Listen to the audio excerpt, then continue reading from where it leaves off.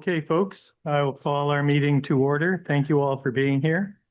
For starters, we have 3 council members who are joining us remotely, so I will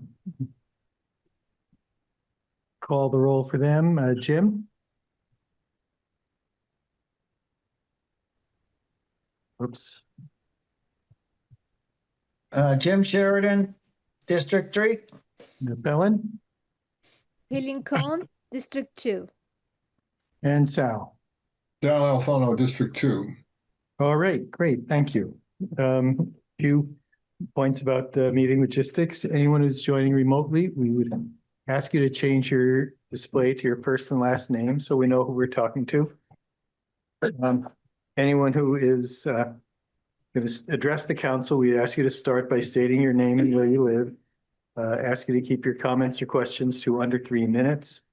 If you're speaking about a specific agenda item, please keep your comments germane to that topic. And if you wish to speak, you must be called on by the mayor.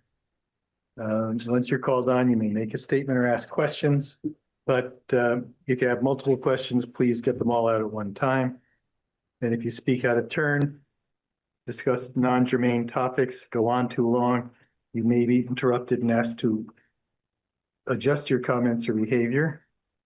The agenda has been posted. We do not have the materials for item 6, Main Street tax stabilization, in the packet, so we're going to be putting that to a future meeting. And I think that's the only thing that we're changing. And with that, if there's no objection, we can proceed on the basis that that's approved by council.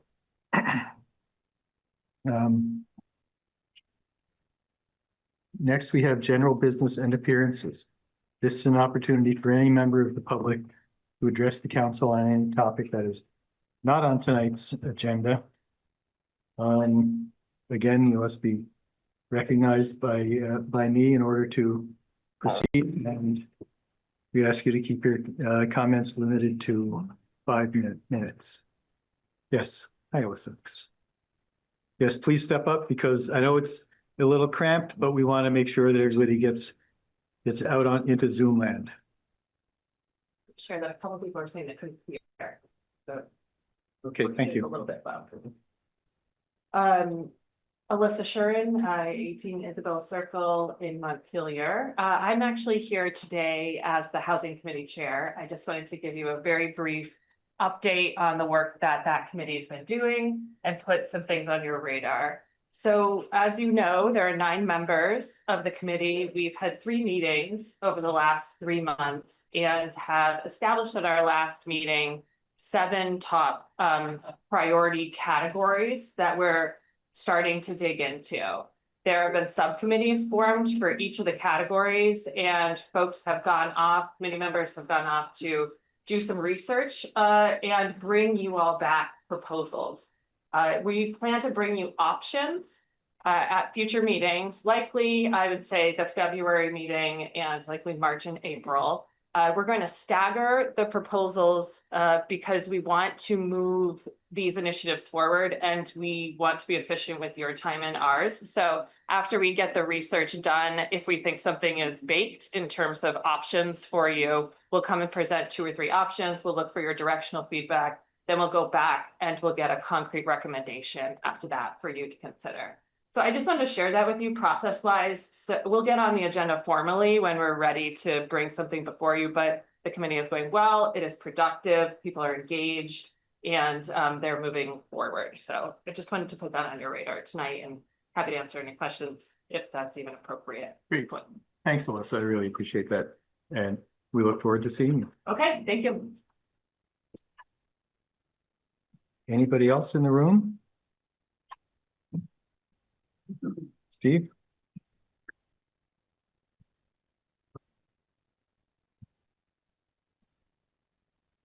Cheers.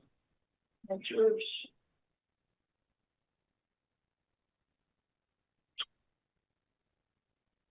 For those 5-minute public comments, it's not It is written directly from the project file sources only. My 5-minute public comment. First, I want to speak to Richard And Gouvet, please, of Montpelier. Richard Gouvet died after having been turned away from a shelter, probably for alcohol use. And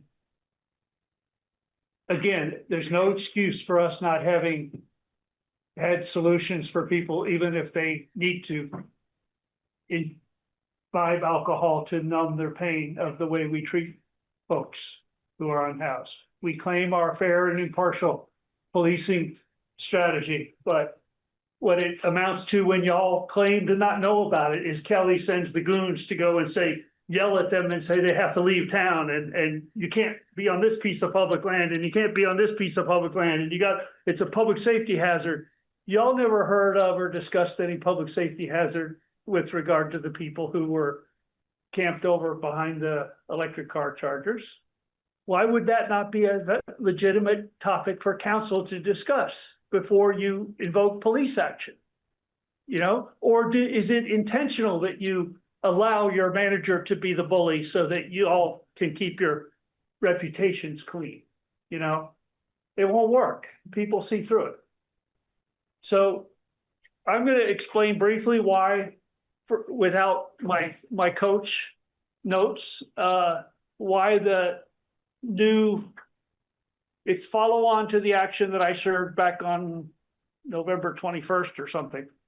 And that service was defective. The judge ruled that handing it to the clerk here and to the mayor I had to have the sheriff do it. So the sheriff did it Thanksgiving weekend. And so the active case. So I'm amending that because the temporary restraining order was denied because I had not pled the environmental claims. I was still learning enough of what's going on. But I would think if y'all feel you're qualified to be on the council, you're obligated to look at our purchasing policy. And you wouldn't have voted that sole source contract with a blatant conflict of interest embedded at the October 8th meeting, because Kelly sat there and said, oh, it's going to be really, consequences if you don't do it tonight. You know, that was bullshit. And we need to, it's protected speech. Nobody ever went back and looked, even before you took up the open meeting violation. No one went to look at the purchasing policy to see that I was right. So again, the purchasing policy strictly prohibits that kind of thing, right? You could have come out of the executive session and argued that here's the basis for the sole source, here's the recognized conflict of interest, et cetera. But you didn't do any of that. You just did the whole thing in secret and then violated the law by adopting it. And the litigation seeks to have the judge put a TRO on it and say, you cannot proceed with the RFP. You violated open meeting law. You violated public records law. You violated our own procurement policy. You sole sourced a contract when there were others. And you, ironically, by doing so, you created a conflict with White and Burke that precludes our eligibility for some of the very federal funding sources that were used to justify going after getting White and Burke on board. Because the federal code of federal regulations prohibits that type of conflict of interest. So I don't know who's advising you. It's absurd that a city of this size has a manager that can only call the lawyer when they feel they need to, and otherwise could try to get away with whatever they can get away with.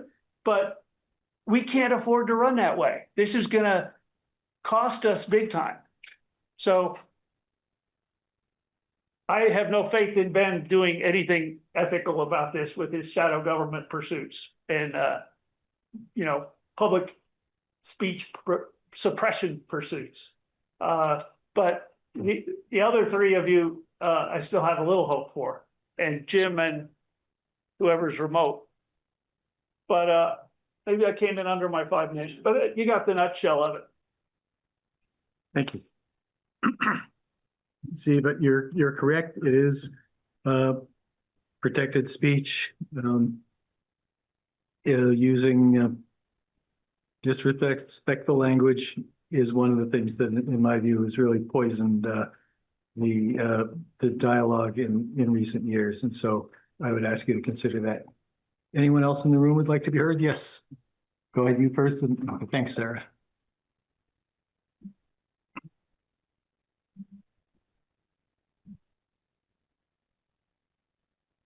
Good evening. My name is Theo Exploration. I live at 201 Apartment B, State Street, here in Montpelier. Just recently returned out of the country from Japan, where I've been gone for 8 years, and have missed the opportunity of social work. I attempted to do things, although my Japanese just wasn't good enough to be as effective as I might be able to be here. Folks, can you hear? Okay. Let's see, is this a little better? I am a quiet person, and I'm not here to judge any of you, what work you've done. I hope that maybe we can work together. Monday, I had the opportunity to feed Richard with some friends. I've seen Richard be kind to people and to give food, someone who didn't have much, but to give food to other people and to take care of other people. He was a good person, had disease, alcoholism, and needed help. And he's a good one. I understand there's a lot of regulations you're all trying to jump through. Being saying, do this, don't do that. We can support you if you do this. We can't support you if you don't do that. It makes it really difficult to be helpful. I'm not working with FEMA right now. And until Montpelier can find out how to unlock some doors, I have some doors that I'm going to unlock, and I will house as many as I can. Provide a place to be clean and warm, and it's not going to be perfect. It's not going to be pretty. You wouldn't pay $160 a night to be there. But I'll do what I can. And I just ask that you don't shut me down. That we have a lot of open spaces here. We need a way of welcoming people. It gives them the opportunity to grow. Sometimes it's a meal. Sometimes it's someone who will listen. And then that person goes off and does something quite wonderful for all of us, if given the time. I'm not going to judge you on your hard work. Thank you for your hard work. Whether it feels like we're on the same team or not, I believe that we are.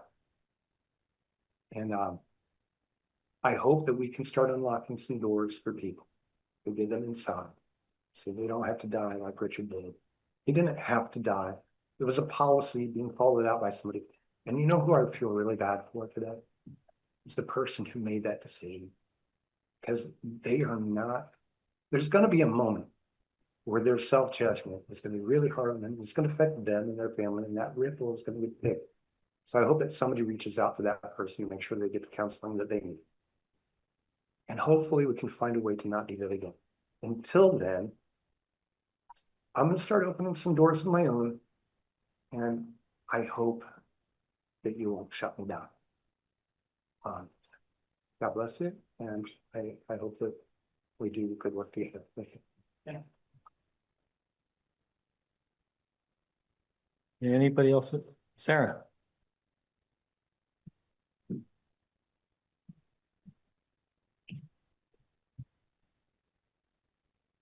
Hi, Sarah LaCroix, the outgoing finance director. I have prepared a statement that I would like to read to all of you tonight. Thank you, councilors. Tonight, before you begin your budget deliberations, I want to speak about the people who continue to hold the city together. The leadership team and the staff who show up every day without complaint and carry burdens that the public rarely sees. When I arrived in January of 2023, this organization had already been through unprecedented adversity. The pandemic forced deep budget cuts, slashed capital funding, required furloughs, and left our public safety and public works employees working in the field while the rest of us were sheltered safely at home waiting for guidance. They did not get that safety. They kept the city running under conditions no municipal employee should ever have to face. Coming out of the pandemic, the city was hit immediately with severe staffing shortages in the most critical departments. We struggled to hire police officers, dispatchers, public works personnel, anyone. We had to amend union agreements to recruit and retain enough staff just to keep essential services functioning. Then, immediately upon my arrival, Before I had even earned the trust of this team, I had to implement a spending freeze to prevent an emerging deficit. It was a hard ask of people I barely knew, but the team stepped up. They always step up. And then came July 2023. I don't need to remind anyone in this room what the flood did to this community. What I will remind you of is what staff did. Parks employees ran the volunteer hub and mucked out basements downtown. Every one of us abandoned our job descriptions and did whatever was needed. We sifted through debris, provided guidance, supported businesses and residents, and worked through trauma most of us still haven't processed. Former Fire Chief Bob Gowans worked 48 hours straight.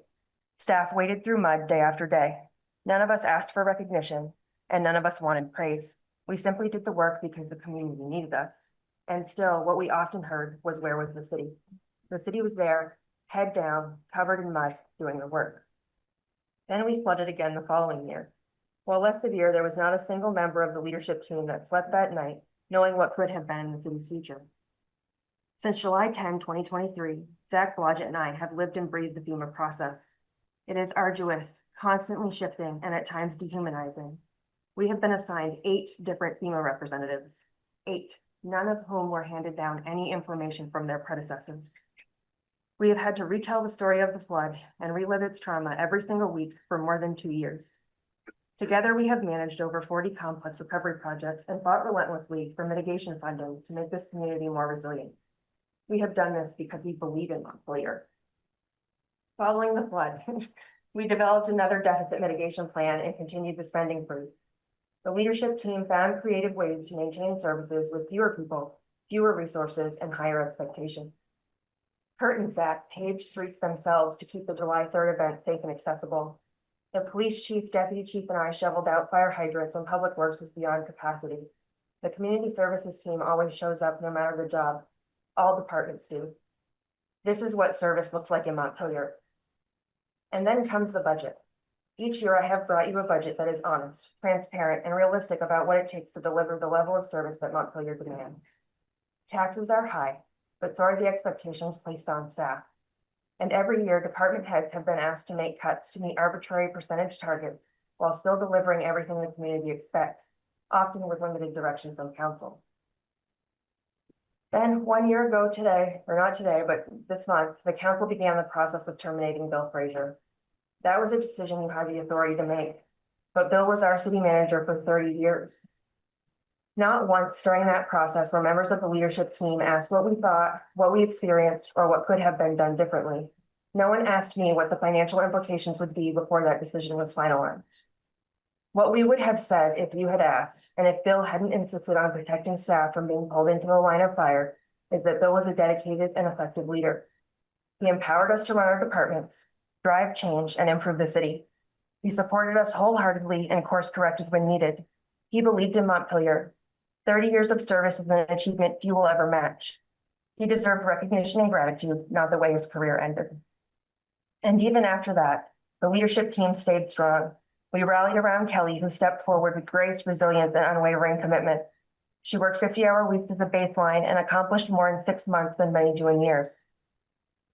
She stabilized the organization, coordinated flood recovery, rebuilt relationships, and moved the city forward. Yet, despite her dedication, she often faced a level of scrutiny and skepticism that did not reflect the quality of her work or the depth of her commitment. She will do great things at the Agency of Education, but she could have done them here in the city that she loves. After everything we've been through, I have spent the past few weeks doing deep soul searching. I believe in Montpelier with my whole heart. I love this community, and I have given this job everything I have, often sacrificing sleep, health, and time with my family. I never wanted to thank you. What I wanted was the ability to work hard for a greater purpose without constant criticism or being treated as though staff are simply collecting paychecks. That is not what public service is to this team. The city had the right leadership team to guide Montpelier into a stronger, more stable future, strengthen housing and economic development, rebuild infrastructure, and heal this community, a team cultivated over decades. I suspect many of my colleagues are doing their own soul searching now, and I encourage everyone in this room and in this community to do the same. This is the hardest thing that I've ever had to sit up here and say, and everything I have done here has been hard. I hope that the quiet majority in this community finds the courage to speak up, because I know how painful that can be. I hope that I have made a meaningful impact on the city, but it is time for me to go home to Sullivan Powers and Company, where I began my career and became the CPA that allowed me to serve Montpelier during its most difficult years. And I'm grateful and excited to return. My last day will be December 19th. I will continue in a limited capacity to ensure payroll bills and the FY27 budget are completed. But once the budget is adopted on January 21st, I will no longer be available. I need rest. I need to put my family first. And I need the space to begin the next chapter of my career healthy and strong. It has been an honor to serve this community. And thank you, Jack, for allowing me to speak so that I can gain closure on my time. Sarah, thanks so much. I can't begin to say how much I appreciate what you and Kelly and all the city leadership team and city employees have done for the city. Thank you. Who's up? Sandy.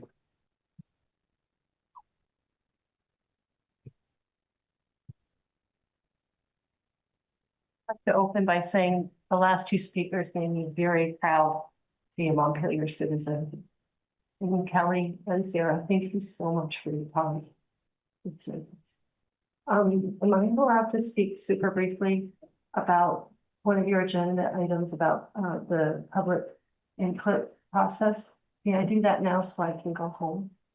Well, this is what, that's kind of the conversation we're gonna have. Right. But this is what we're structured for tonight, but this isn't gonna be the last chance, most likely. Speak for like 2 minutes and then. And then, yeah, I'll allow that. Thank you so much. I was really glad to see Ben's memo that was part of the packet tonight. And I've talked with a few people about it today. And I do not want to steal their thunder because they may be speaking later. But what's most important to me about being in Montpelier and Vermont in general is our democracy. And I think we do need to make it work so that our volunteers are not exhausted. It also needs to keep being reflective of people input and participation to the degree that it's not extremely uncomfortable. And so I just wanted to make 2 suggestions. One is I really like the idea of being able to speak on an agenda item at 6:30. And I think that could clear the slate with a lot of people. They might go home. And one really good idea that a friend of mine made today is that if you could allow 5 minutes at 6:30 for either just an agenda business or agenda business. And then if someone needs to speak during the discussion later, like, because quite often new information comes up during your presentations and your discussion that we might want to be able to respond to. Maybe 2 minutes could be allowed at that part of the evening. So there would be fewer people and less time allowed. Thank you so much for letting me do this right now. Thanks, Sandy. Go to bed. Appreciate that. Okay, thanks. Anybody else in the room? I've got some people stacked up online. All right, Vicky Lane. Okay. Well, it's hard to follow those things. Anyway, I am so, it doesn't frequently, I have criticized and I will continue to critique and speak my mind on things that happen in the city. But I would like to commend whoever, I assume that it was a city snowplow because it was huge. And I guess they have green lights now on top of them, or at least this one did. Had to have been a city snowplow. I was out, well, now about, an hour, 45 minutes ago, just finishing up the bottom of my driveway. And he came by and I was finishing, and it was so heartening that he did not plow me back in and took pity on this very, very young person in a very arthritic old woman's body, and did not plow me back in. And I really appreciate that he didn't do it. I have to assume, I mean, I don't know of any other plow thing that would have that kind of a big plow like he did. And came down from, I think he was on Wilson Street and came down Berlin Street. And so I really appreciated that. So I would like to commend them with that because it kind of helped. I'm scheduled for knee surgery late in January, and my anxiety about dealing with having knee surgery and snowstorms is a little kind of really was heightened today for some strange reason. And I'd also like to commend the police department because yesterday I got a phone call pertaining to an open door, and they were very kind to help me with that. It was very nice. So I'm not criticizing, but whoever it is that was driving that big plow truck, I really appreciate them. It's like Adam 12 who has helped out, who has been kind as well. So thank you. Thanks, Bill. Making great to hear that kind of appreciation. Well, Dave, sometimes I stand out there and curse them. When the snow pile, and I don't know what I'm going to do come January, but I'll do my best. thanks. Hey, Dave. Hey, Dave Bellini. Hello, everybody. I'd like to speak about one issue in particular. A few meetings ago, you had a consultant sit at one of the tables. I think it was a cruiser, and they did a staffing report. Mm-hmm. And following the staffing report, I thought there was great discussion by the council about overtime. So I would like to suggest some action to take care of at least a little bit of the overtime, at least a little bit of relief. I think the fire department was underlined by the report. So I hope there's going to be something that you try to do. So I'd like to suggest this. If you were to hire another firefighter and that position would offset X number of hours, hopefully 40 hours of overtime, you would get that position at a discount.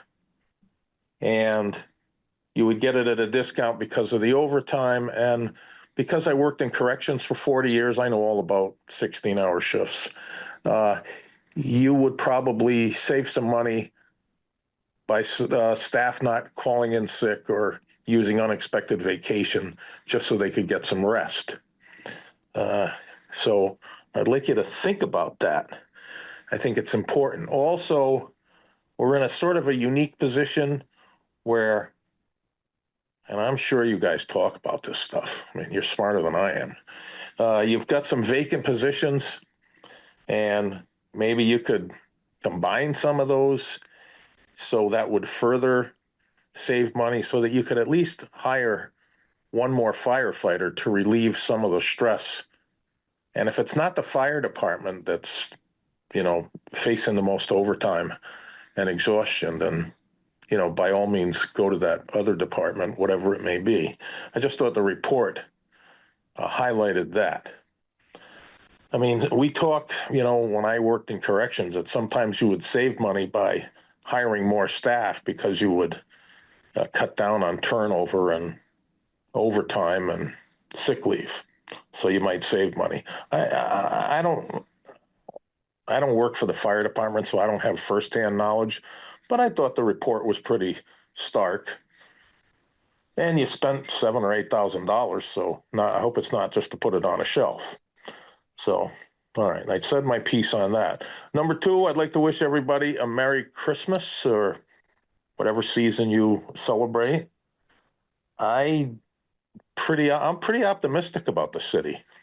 I sense sometimes that there's a pall over Montpelier, and I'm not sure why, because I'm not privy to all the other stuff that goes on that I happily don't know about. But I think the council's bright, and I think you guys can do some good work and go in the right direction. I'm kind of impatient. I want to see houses built at Country Club Road. So anyway, Merry Christmas to you all. And one more thing. Why is Montpelier a great city? I'll tell you why it's a great city.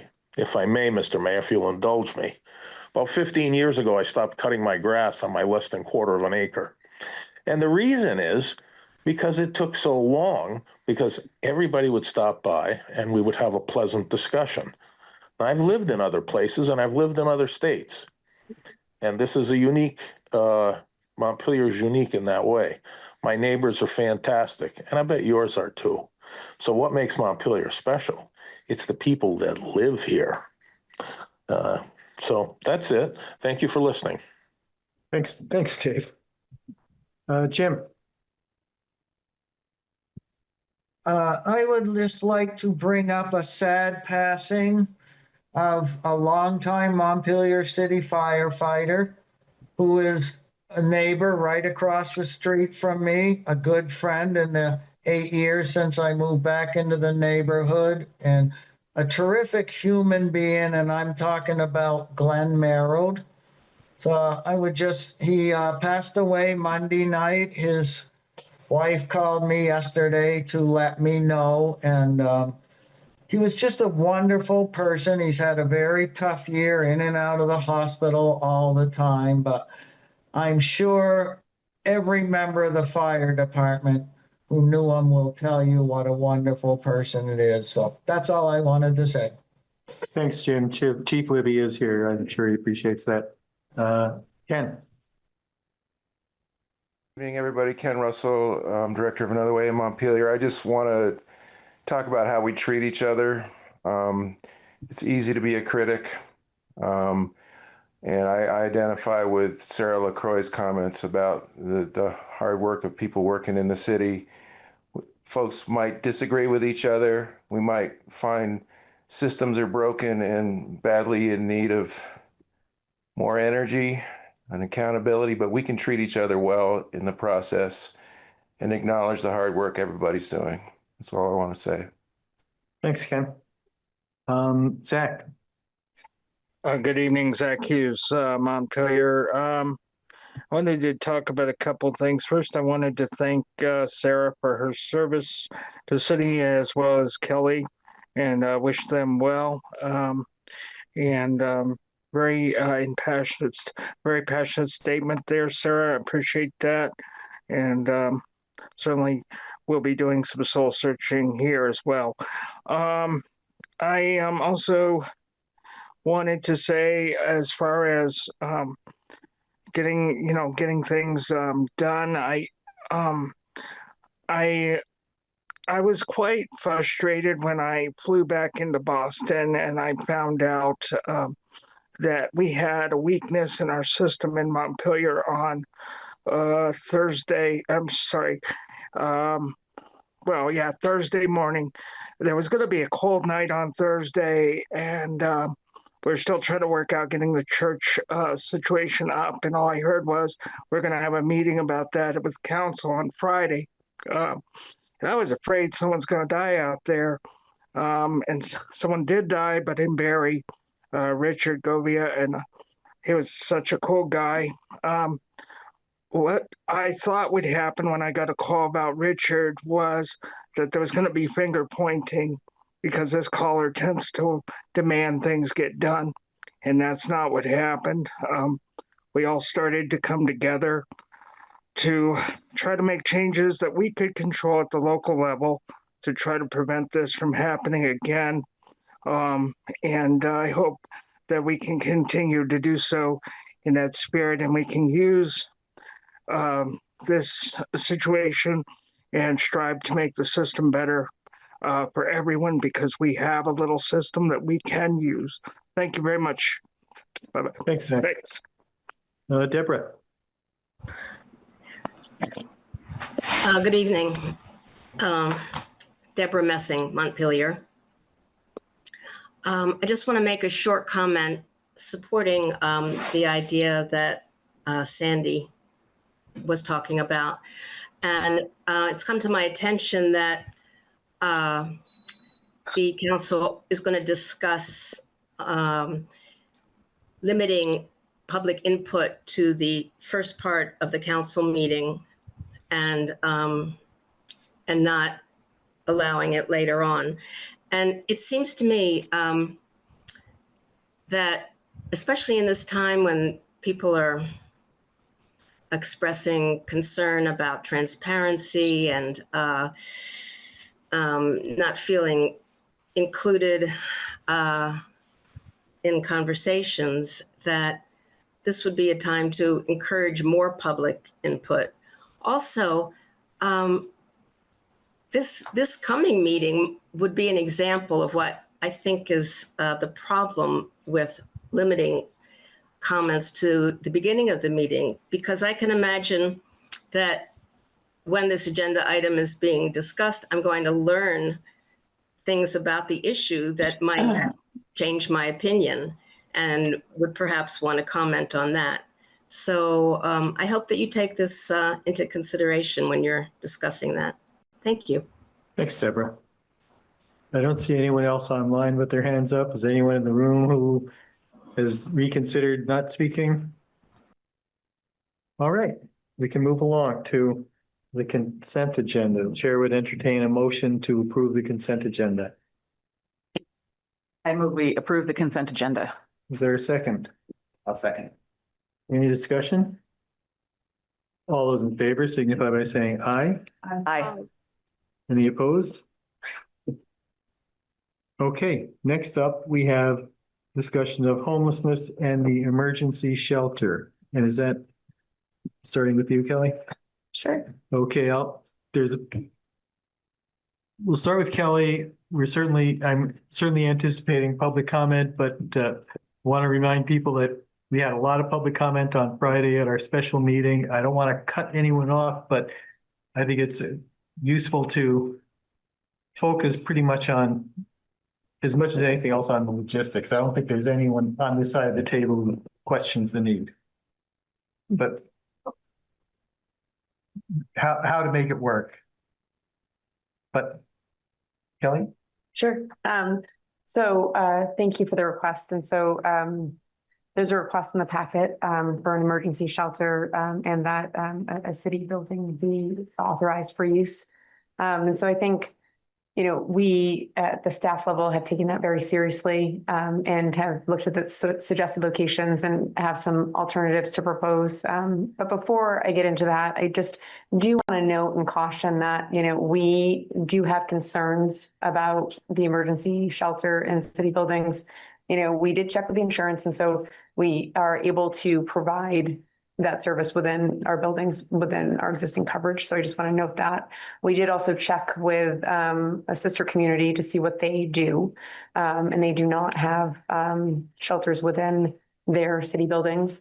They actually did have a shelter over at the BOR, and they have subsequently not offered that again because they did have some adverse experiences.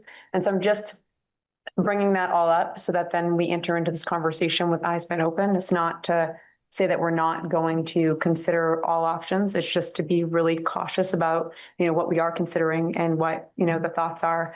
And so with that, I'd like to kind of get into the locations themselves and also just to clarify a piece about the senior center and the Red Cross designation.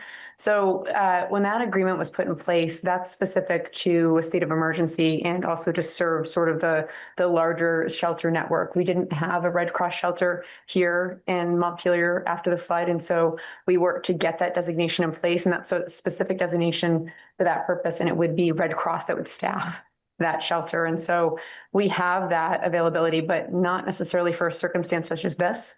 And so it's just a little nuanced. And so I just want to highlight that too, just for clarification. So we do have that Red Cross designation. I wouldn't really classify this emergency overflow as sort of qualifying. However, that being said, this is an opportunity for council to decide what you would like to do.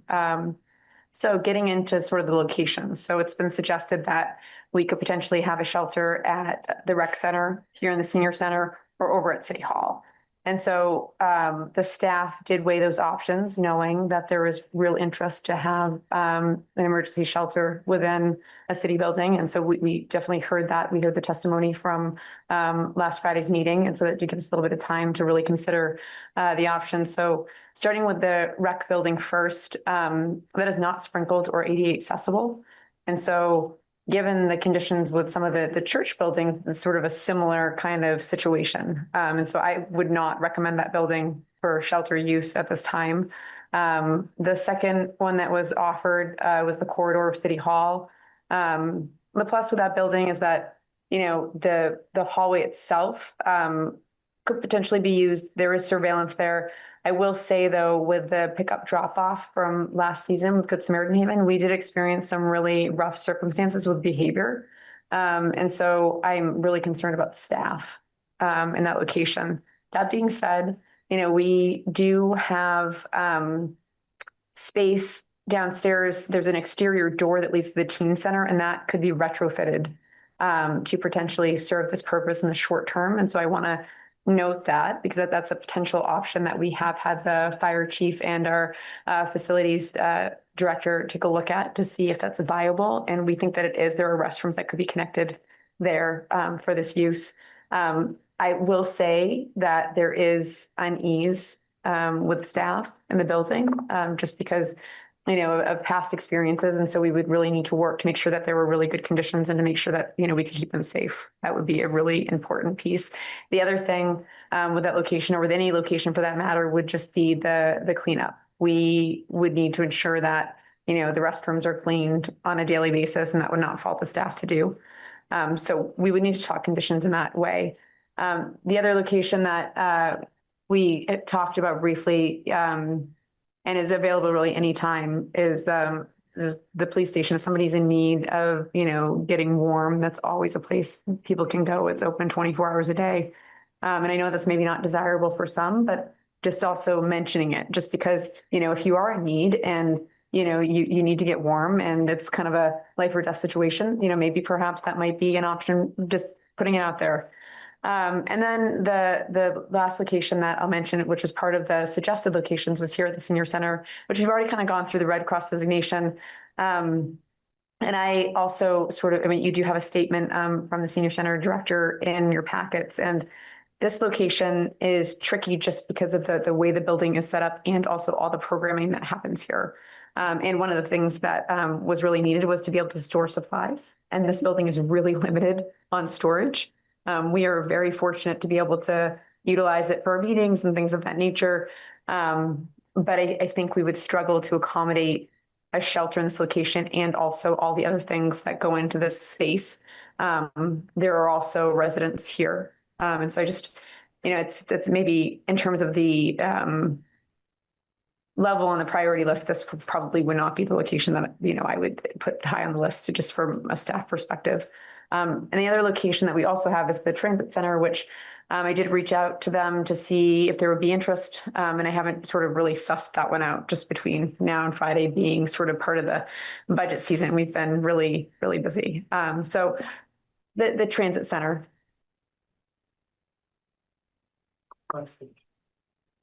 So just options. So I just wanted to kind of, put those out there for discussion purposes, and just, we're at the step of, we want to have the conversation and we'd like to figure out how you'd like us to proceed. And we'll take it from there.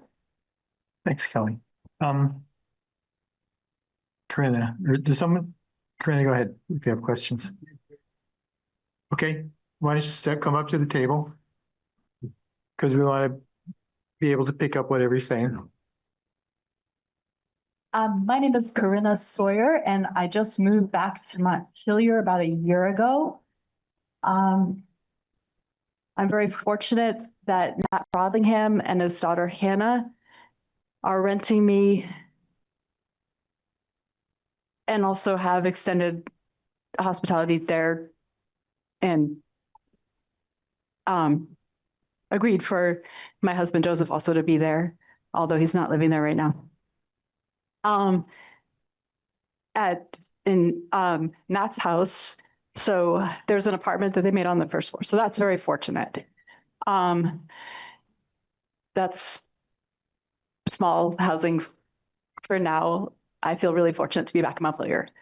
Okay, enough about me. So I have a question about, and I think I know the answer to this. So our old teen center in the basement, that's an interesting location. I think maybe there's some kitchen facility there too. I'm not sure what's still there for kitchen facility. There's some kind of thing I remember, because I remember visiting some recent year when they had an open house.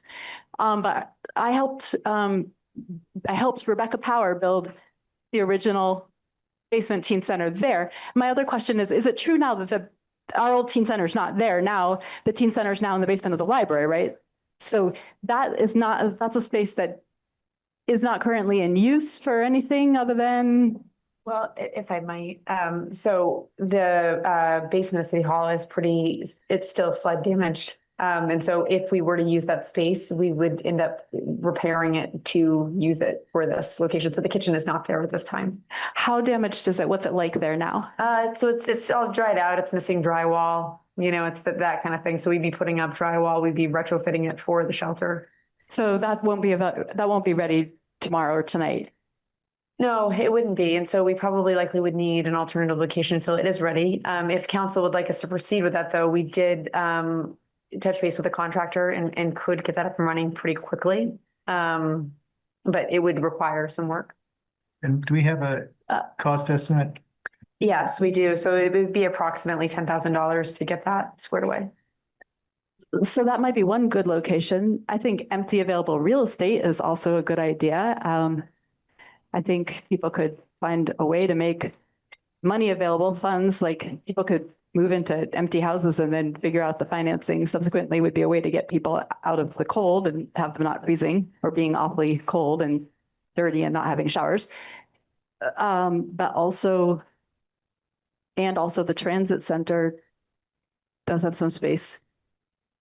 And also the churches. I'm not sure the numbers of people we're talking about, but I think at this point, we kind of have an ethical obligation just to not keep the doors locked and have signs up. I know it can lead to people loving moving into buildings because they're great. I mean, I personally love being at community table and places like that. But I think we need to get our people inside. I can't take anybody into the Frothingham's house though. Anyway, so I think somebody should talk about the numbers, and I think maybe we need multiple locations. Thanks, Corinne. Chris.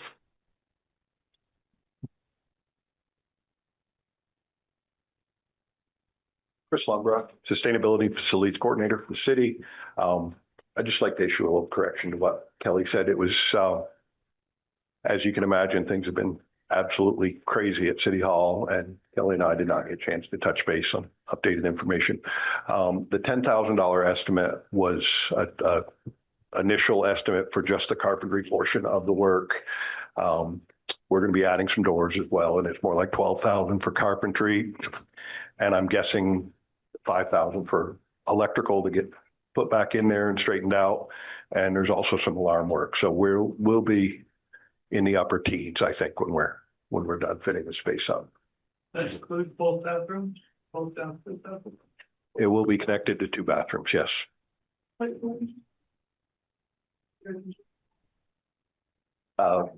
The cost would be in the upper teens, upper teen thousands.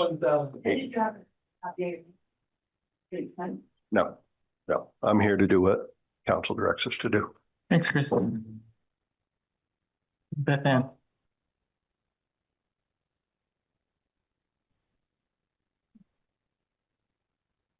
I'm Beth Ann Mayer. I'm deacon at Christ Episcopal Church on State Street.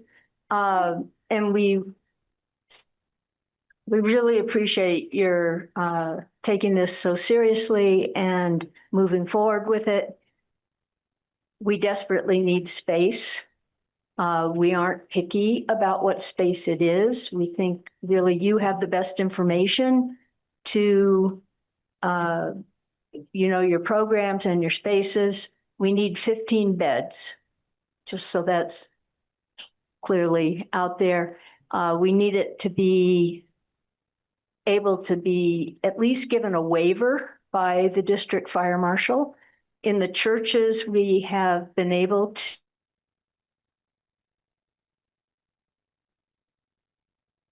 without sprinklers and without a fancy alarm system. All we've needed is a hardwired smoke alarm where the smoke alarms are wired to each other and carbon monoxide sensors.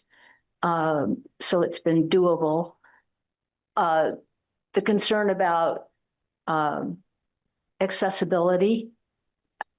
If we were to use the rec center, we do have the ability to accommodate someone with a mobility challenge. We have funds to buy them a hotel room for the night. So that wouldn't necessarily be, we wouldn't take somebody into that shelter if they couldn't get in and out of it safely.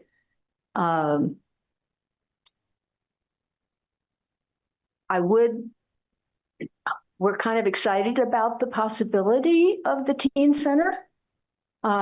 We think it's an accessible space. It's well known. It's easy to get to for people. And maybe I'm a little out of line here, but I think we have the possibility of getting funding to make those changes that you need down there. If you were to do that, we would need a commitment from the city that it could continue to be a space into the future used for overnight shelter. So we really appreciate your taking this seriously. Our need is that we need a space by the middle of next week. We need a space within a week. We have the Unitarian Church until another shelter takes that space, which we're very hopeful will happen within the next week or so. And I lost my thought there. Corinna? Corinna, someone else has the floor. Corinna? You've had your opportunity. Someone else has the floor. So what we would love to see happen is if we could have a temporary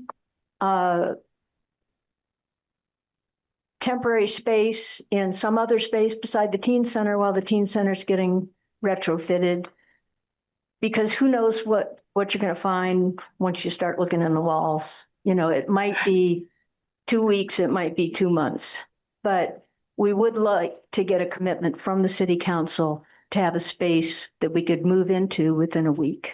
I tell you, there's no walls to look inside of. It's I've been there. It's pretty wide open. Before you sit down, to be clear on something, we're talking about like 8 p.m. to 8 a.m., right? I think that was although we have the flexibility of delaying entry, say to 9 p.m. by standing up a warming shelter in a church and requiring registration there before moving into the nighttime space. Okay, but 8 p.m. then doesn't interfere with the city workers in the building. That's what I'm thinking. Okay, thanks so much. Yeah, does Jared. this make it hard for you to hear? Okay. Am I bothering you? No, not at all. Thank you, Mayor. Thank you, councilors. My name is Jared Duval. I live on Elm Street. I am a member alongside Reverend Beth Ann Mayer, Reverend Jay Voorhees, Nancy Reed, and Ellen Doyle of the board of the Montpelier Emergency Cold Weather Shelter. I just want to provide a little bit of background on our operations. For at least the last 2 winters, we've provided emergency cold weather shelter located at the Unitarian Church of Montpelier. Couple of winters ago, that was 12 nights where the overnight low with wind chill was below 10 degrees. Last winter, it was 45 nights. And we have had an incredible team of 60 volunteers who over those winters have been provided with training, access to videos and training on de-escalation. We've been very lucky to have health professionals, social service workers among the ranks of volunteers.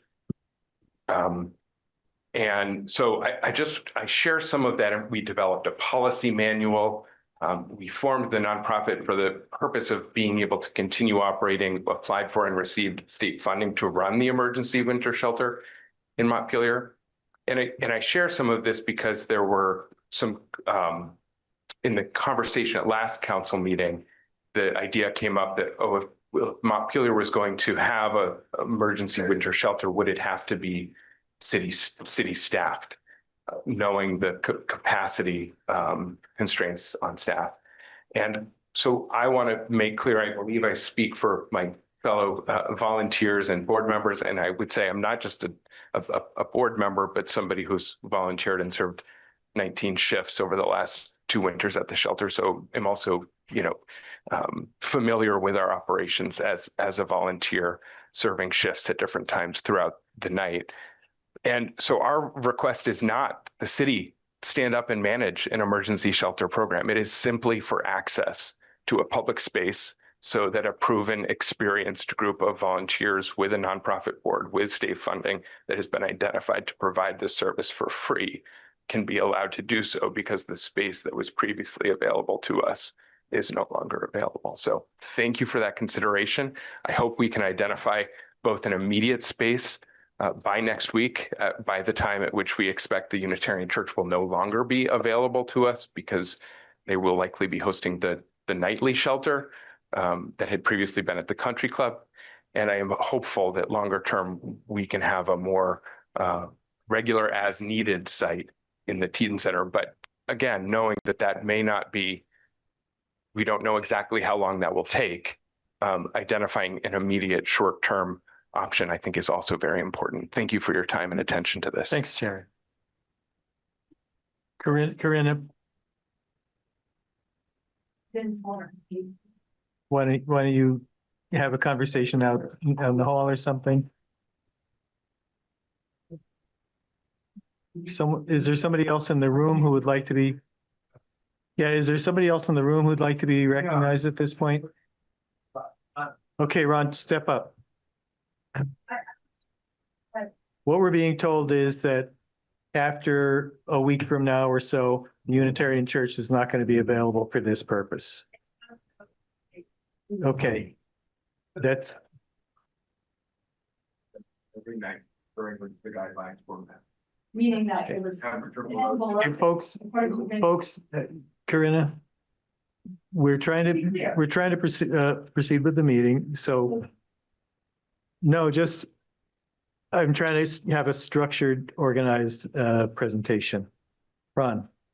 Okay, I was wondering, first of all, how long do you think it will take until you have something definitive? And I'm going to ask you to start by. Do you estimate it? Wait, I'm going to ask by starting. I'm sorry. Please tell everybody who you are. Oh, I'm sorry, Ron Merkin. Yeah. Thank you. All right, you're up. No, I was wondering, first of all, how long do you think it might take until you have a certain place or places available? Do you have estimated it? So I think what I would just say is that, we have been working to identify locations, and we'll do our best to have it available as soon as possible. But I do not have a timeline for you tonight. I think one thing that people should be aware of, and I don't know if anybody who's really discussing it, but I think it's important. Some years ago, there was a man who was sleeping downstairs here in the senior center.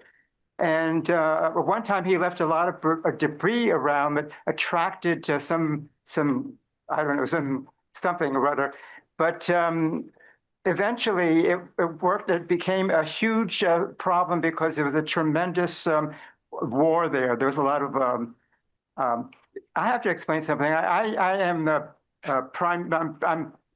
I am slightly oh, I can't remember the name of it, Alzheimer's. And so sometimes I can't find the right word. So you may have to have a little accomplice with me. Okay.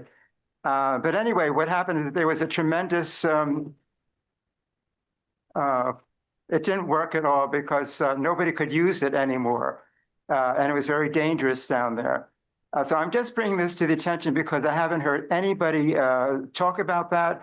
And I think it's something that should be really kept in mind if you're looking for a place that nobody that I'm aware of has even thought of. It was many years ago.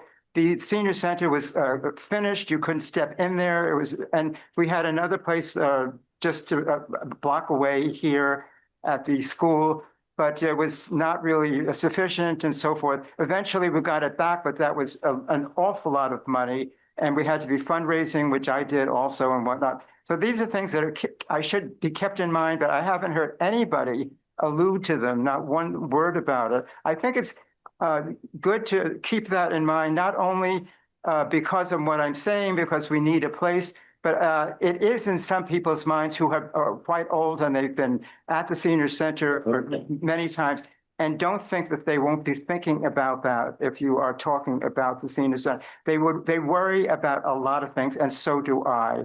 There's one other thing that I brought up just about myself. I'm extremely allergic to people who smoke.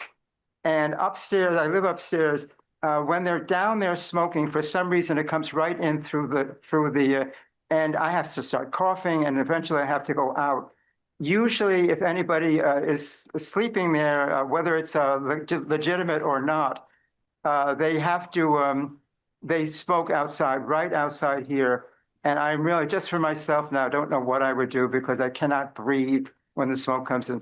So these are a couple of things that I hope you will consider when you're doing all this. It's a serious thing for all of us older people. Thanks very much. Yes. Okay, thank you. Thank you. Sure.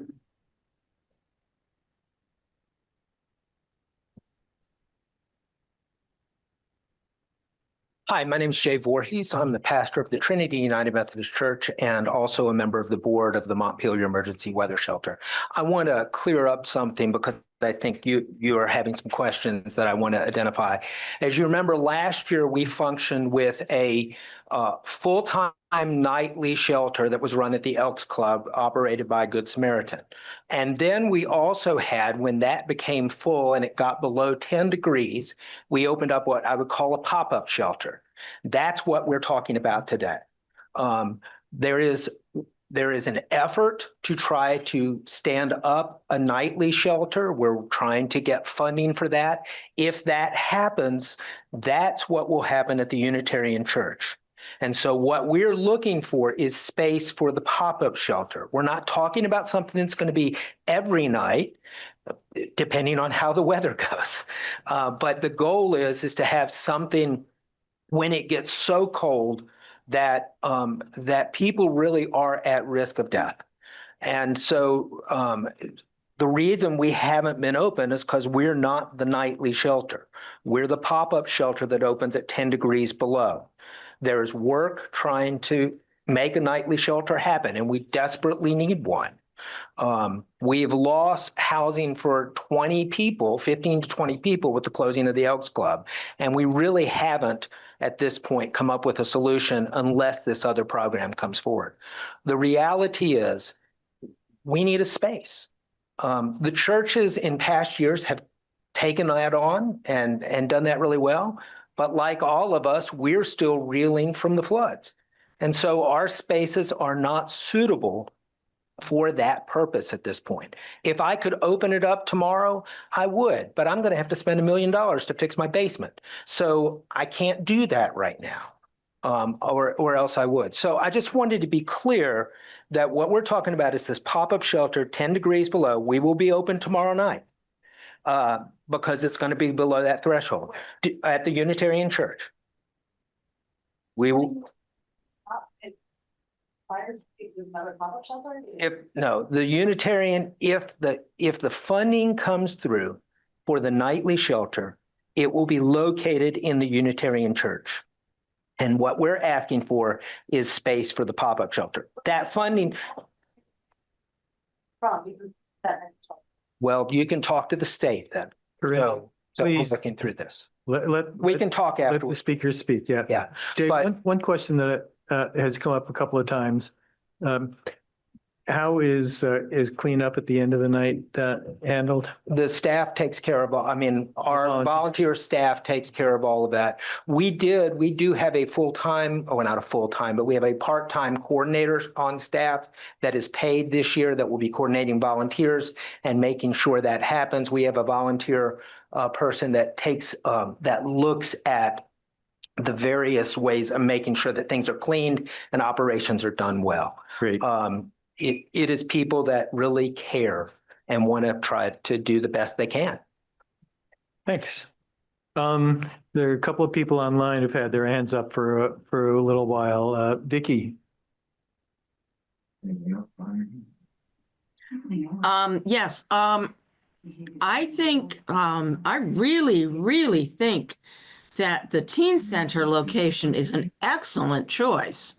I mean, it does have that door out there. I can't remember if there's a step down from that door, but that could be dealt with. I just think that's an excellent idea. And I hope that we could fast track that. And there may even be volunteers that would volunteer to help with some of the contracting stuff under the direction of a licensed contractor.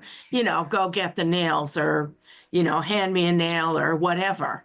So I really encourage, I mean, that the teen center idea is the most uplifting thing besides the snowplow guy. Uplifting thing I've heard all day.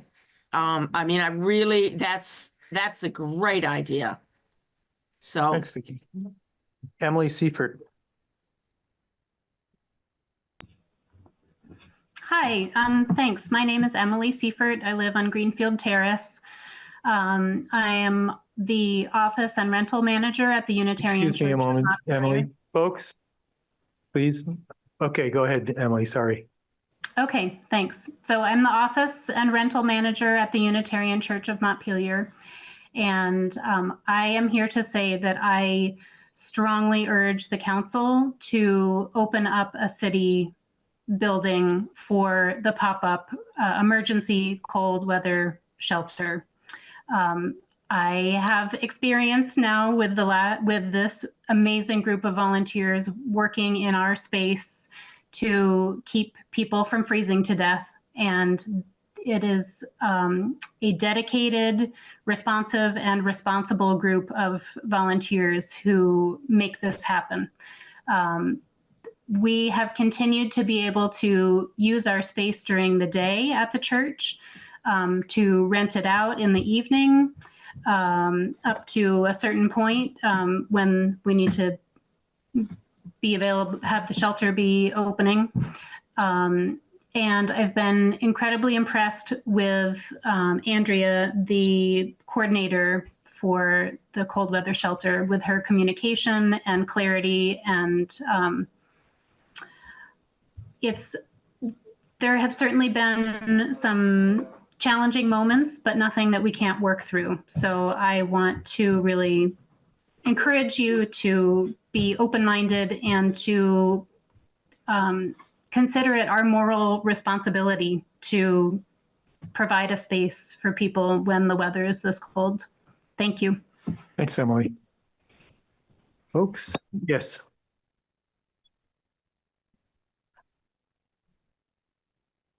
I'll be very quick. Nancy Reed, I'm on the Emergency Cold Weather Shelter Board.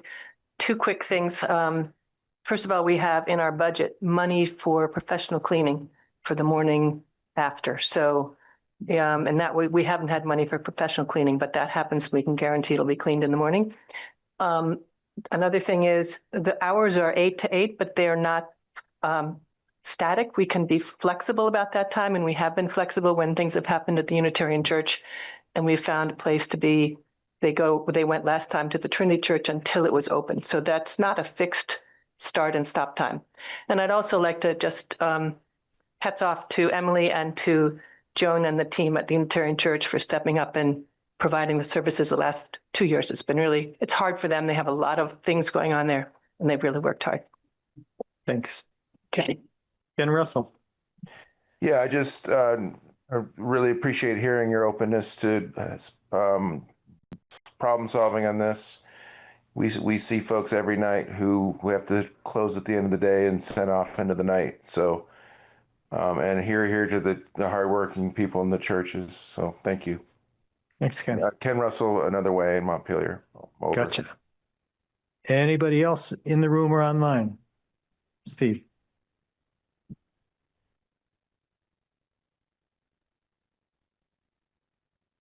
It's a little movement. It's good to see a little movement, even if it's 4 or 5 years too late. What is an illegitimate sleeper? That's, somebody said that this person was sleeping. They needed a place to sleep, and they were illegitimate. And the question, and I read Amy's memo in your book, is about the people feeling safe, or the vulnerable people in the senior center. Well, what about whose vulnerability is more to be weighed here? Is the vulnerability of the people who are living outside, risking their life every day, holding on to a little bit of hope? Is that trump, somebody's vulnerability that, oh, I don't like having to smell that person, or I don't want to suspect, I don't want to ask them their name or fear their smoke,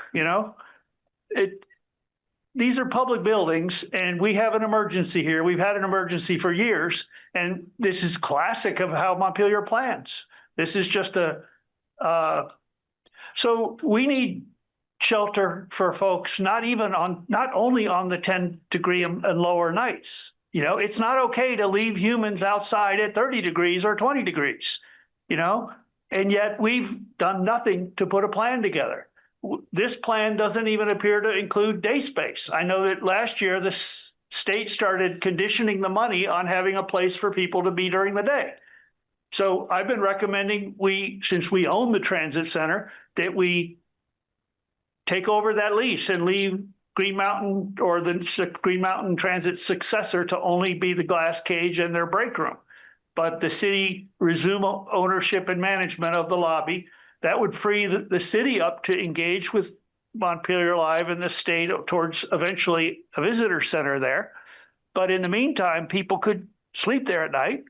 There's plumbing right under one of the empty corners in the bathroom where a shower could be put in. But I thought the reason that the basement of City Hall was off limits was because it would interfere with our FEMA flood stream. Maybe the FEMA funding stream is resolved sufficiently enough to where now that space can be reoccupied. But if so, it's going to need more than 2 bathrooms, and it shouldn't just be the pop-up. It could potentially be a year-round space. Keep in mind, head-to-toe cots is not dignified shelter. People who are living outside, smoking, drinking, whatever it takes to get through the day, cannot be compressed that close. We need a plan that provides dignity, privacy, hygiene, and supportive services to get started on the climb back out of that situation. Thanks, Steve. Council members, I'm not seeing Corinna. I know we try to manage the debate, and I'm not going to get into having people speak more than once. Council members, do we have any thoughts? Harry. So I want to thank Kelly for being creative and resourceful and thinking about how we might be able to make this work.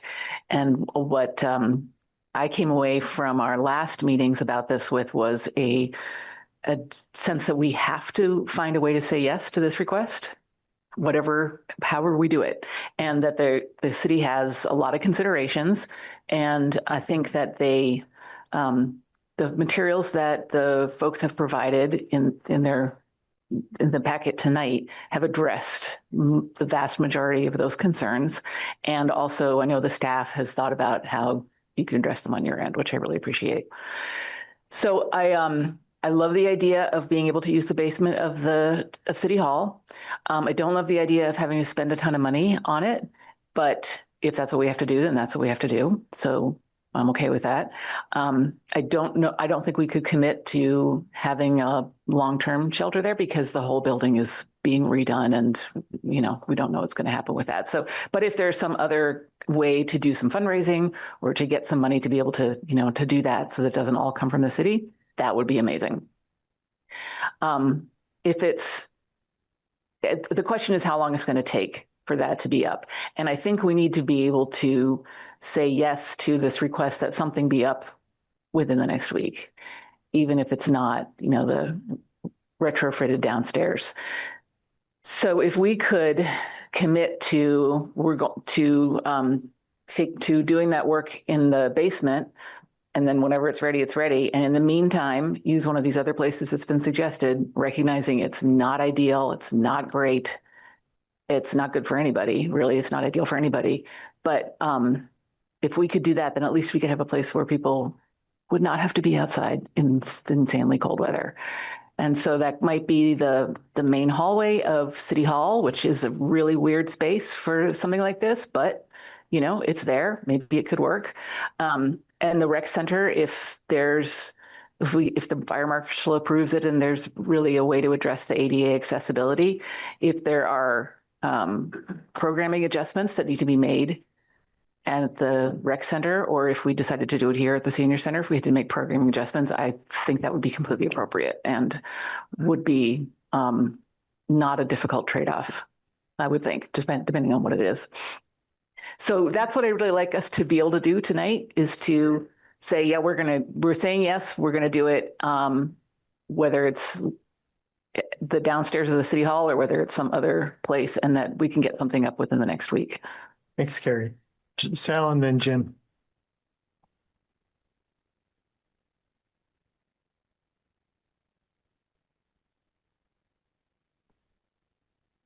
Sal, looks like you're still muted, but should be able to unmute. I'm sorry, I was about to say just about everything that Carrie said. I've never seen the teen center, but what I know of the other locations, it seems like the best option. My concern is the 7-day, the 1 week is tricky. And I wonder, but I would still think we ought to find a way to say yes to that tonight, including providing a budget for it. And I guess I'd like to explore, maybe Chris could give us some idea of how long it would take to upfit it minimally so that it could be actually used, even if there was additional work that had to be done. Could it be phased somehow? Could we work 12-hour shifts or something? I mean, there've got to be some ways to speed it up a little bit. Thanks, Sal. Chris, do you have any thoughts?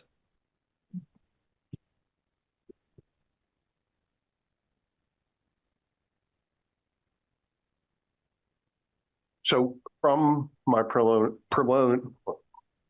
initial conversations with contractors, I am Chris Lumbra. I'm the sustainability still Chris Lumbra, coordinator for the city of Montpelier. Initial conversations with contractors, I've got people who are ready to move really quickly on this. Kind of the wild card's going to be the electrician. They're just electricals hanging all over the place out of the walls down there. But I will really get a chance to speak to him tomorrow and walk through the space and find out what that portion of it will take. Having it open in a week is going to be a stretch, but it won't be much more than that. I would suggest that if, for a few days next week, we reach the temperature threshold, the police station is the option, right? It's open, it's ready. And just to kind of quiet the chatter a little bit, the rec center is just so far from being compliant with fire and life safety codes that it's not a feasible option. It is not. So given your approval, given funding, we're ready to move really quickly on this, and we will continue to do the very best we can to keep this moving forward. Thanks, Chris. Just a real quick clarifying question, Chris. Absolutely. How many beds can fit in the community room at the police center?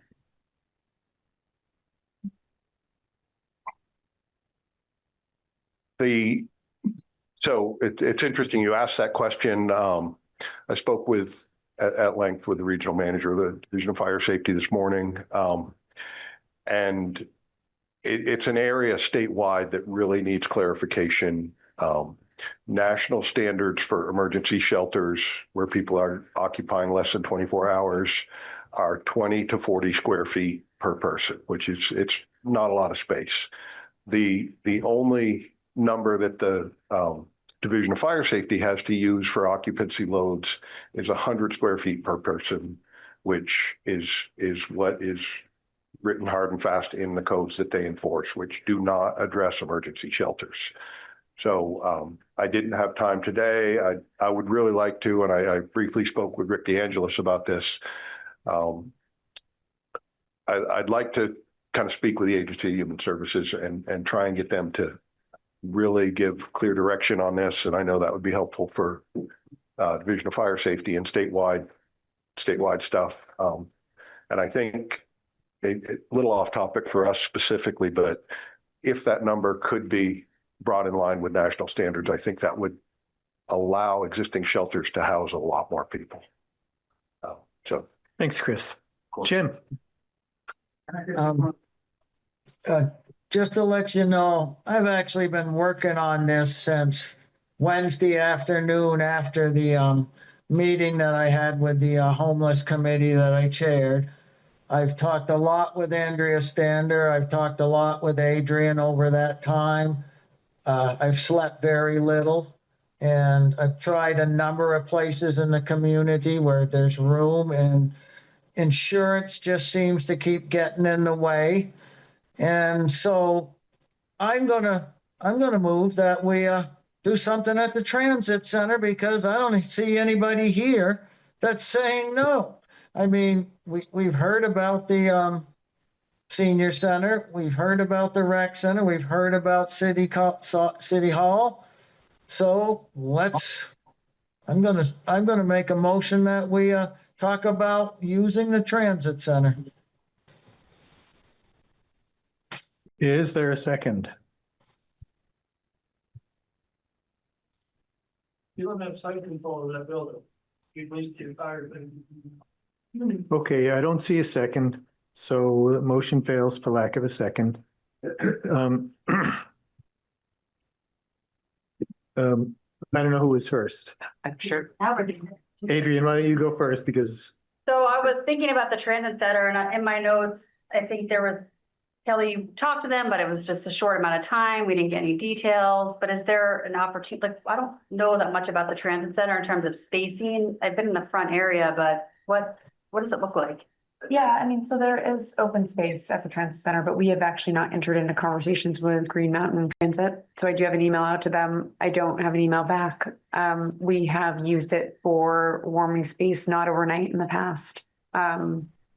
So, I mean, we certainly could run that down, but time is limited, and so I just want to be mindful of that. So it could be an option, but I also don't know that we would be in a spot tonight to say, this is where it is, like we'd have to have a conversation, I think, with the GMT to make that happen. So that's where we're at with that. Karen. Yeah, just along those lines, I was going to say the transit center in some ways does seem like an ideal place, but I recognize we can't just say do it tonight. Also, I think that the last time we talked about this, I think we clarified that the staff doesn't necessarily need the council to direct you to make this happen, or, we can express our opinion about what we want. We can say we want to have the city open up someplace and then leave the details of where exactly that is. Like, we don't have to get all the details worked out by the city council. The staff can do that. That's what I'm hoping for anyway. Well, except if we're gonna, if we're gonna do what I think is the most promising idea, which is, at least for the rest of this winter, to do some renovations to the teen center, that involves doing physical modifications to the building, and that involves spending money. And so I think if we're gonna do that, then I think it takes a vote of the council to spend the money to do it. But and Sal, you've got unless you're responding directly, Sal, go ahead.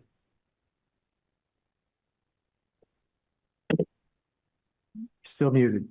I'm muted. There we go. I wanted to move that we authorize to spend up to $20,000 to upfit the former teen center. And then dedicate that. And dedicate that to their temporary cold weather shelter. Is there a second? Second. Folks, any more discussion about that? I'm not going to call on members of the public at this point, because we've moved to council discussion. So if we do that, I think it's time bound, right? So we said a week, maybe 2 weeks in the perfect world, but maybe there's a second motion. I'm just thinking about this in terms of what do we do between now and 10 to 14 days. So I just want to think about that. So if we do this, maybe we talk about a second motion for an interim space. Or that might be where we get into Carrie's point that if the council is sending the manager and the leadership the strong message that we want some other space to be made available, I think we can leave it to the judgment of the manager to figure out how to make that work. Ben. I have to say I have concerns about the police station, just in terms of people's comfort level going there. And I appreciate, Chris, your answer around the space configurations. We've been in that community room. Like, I don't see, I've heard a need for 15 beds. I don't see the 15 beds considering them. I really do want to defer to the staff to find that interim solution. Having said that, I would really and I don't want to get into the weeds like this, but I really think the rec center is the way to go. I know the fire safety is an issue, but it's at the Unitarian Church too. And they found a way to mitigate that through having people stay up all night. I think we're talking about an interim solution, hopefully a couple of weeks, not more than that. And I think frankly would be the place that would be people would most likely use in a dangerous situation, and would be the one that would be the least disruptive to other city services. So do you want to make that motion after we get done with this motion? Sure. Okay. So let's get to this motion first. Council members, is there any more discussion on the motion Sal's motion to appropriate $20,000? Sorry, I do have a question about that. Okay. I think we need to clarify. I mean, if we're going to spend $20,000 of city money to create a temporary, overflow shelter, I just want to, are we deciding the long-term use of that space right now? We're talking about this year. This year, yeah. Okay. Because we don't know what we're going to do. Right. Okay. I just thank you for clarity. Okay. Carrie? Yeah, and I want to say that the wording of the motion is to authorize this expenditure. And if for some reason the transit center comes through tomorrow and they say, great, let's come on in here, and we don't need to do that, then we're not obligating ourselves to that. I think that's right. Is that right? Okay, great. Adrian? I would also, not part of the motion, but just think of, Chris, you have so many connections in this town. Is there like an opportunity to work with like Habitat Humanity or work with a local contractor to kind of expedite this or get it under $20,000? I don't know. Or is that like the best of the best? Because this is what you do.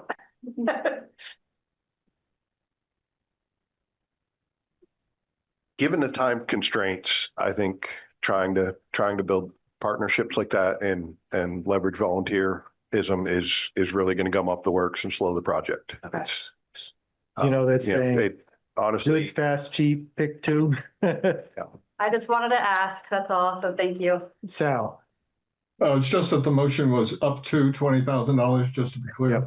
Yeah. Rick, you haven't spoken yet. Well, just a point of information about the money. I know that's important to everybody. Rick DeAngelis, and I'm one of the staff members on the program that is funding this effort. And I think it's worth exploring the state contributing to the cost of that. We would like it if there was a affirmative statement about continuing to use it for that purpose, but we're still willing to consider it. Great, thanks. Folks, are we ready to vote? Ben? I just need to clarify that, need to disclose that my mom is on the board of this organization that needs requests. I don't believe that constitutes a conflict, but I just want to be clear. You're not getting rich off this. No, and I don't always do what my mother tells me. All right, folks. We have the motion. All those in favor signify by saying aye. Aye. Aye. Any no? All right, thank you. We've got this. Were you going to make a motion on the rec center? Yeah, I will. You know, I would encourage, you know, honestly, I don't know that I will. I really want to empower staff to find the best possible solution. I also just want to voice my concerns about the police station not having enough beds and might not be the place that people are going to be willing to go. But I don't necessarily feel the need to. Okay. All right. Thank you, everybody. Tough conversation. I think we came out in a good place. Thanks, everybody, for coming out. It's not a fun night to be coming out to a meeting. And we can move on to the next item, which coincidentally also has to do with homelessness. And this is the charge and composition of the homelessness committee. And are we having Jim kick this off? Jim, are we having you kick this off? Well, if Zach is still here. Let's hold off for a second. There's a lot of shuffling around in the room. Want to make sure that people can be heard.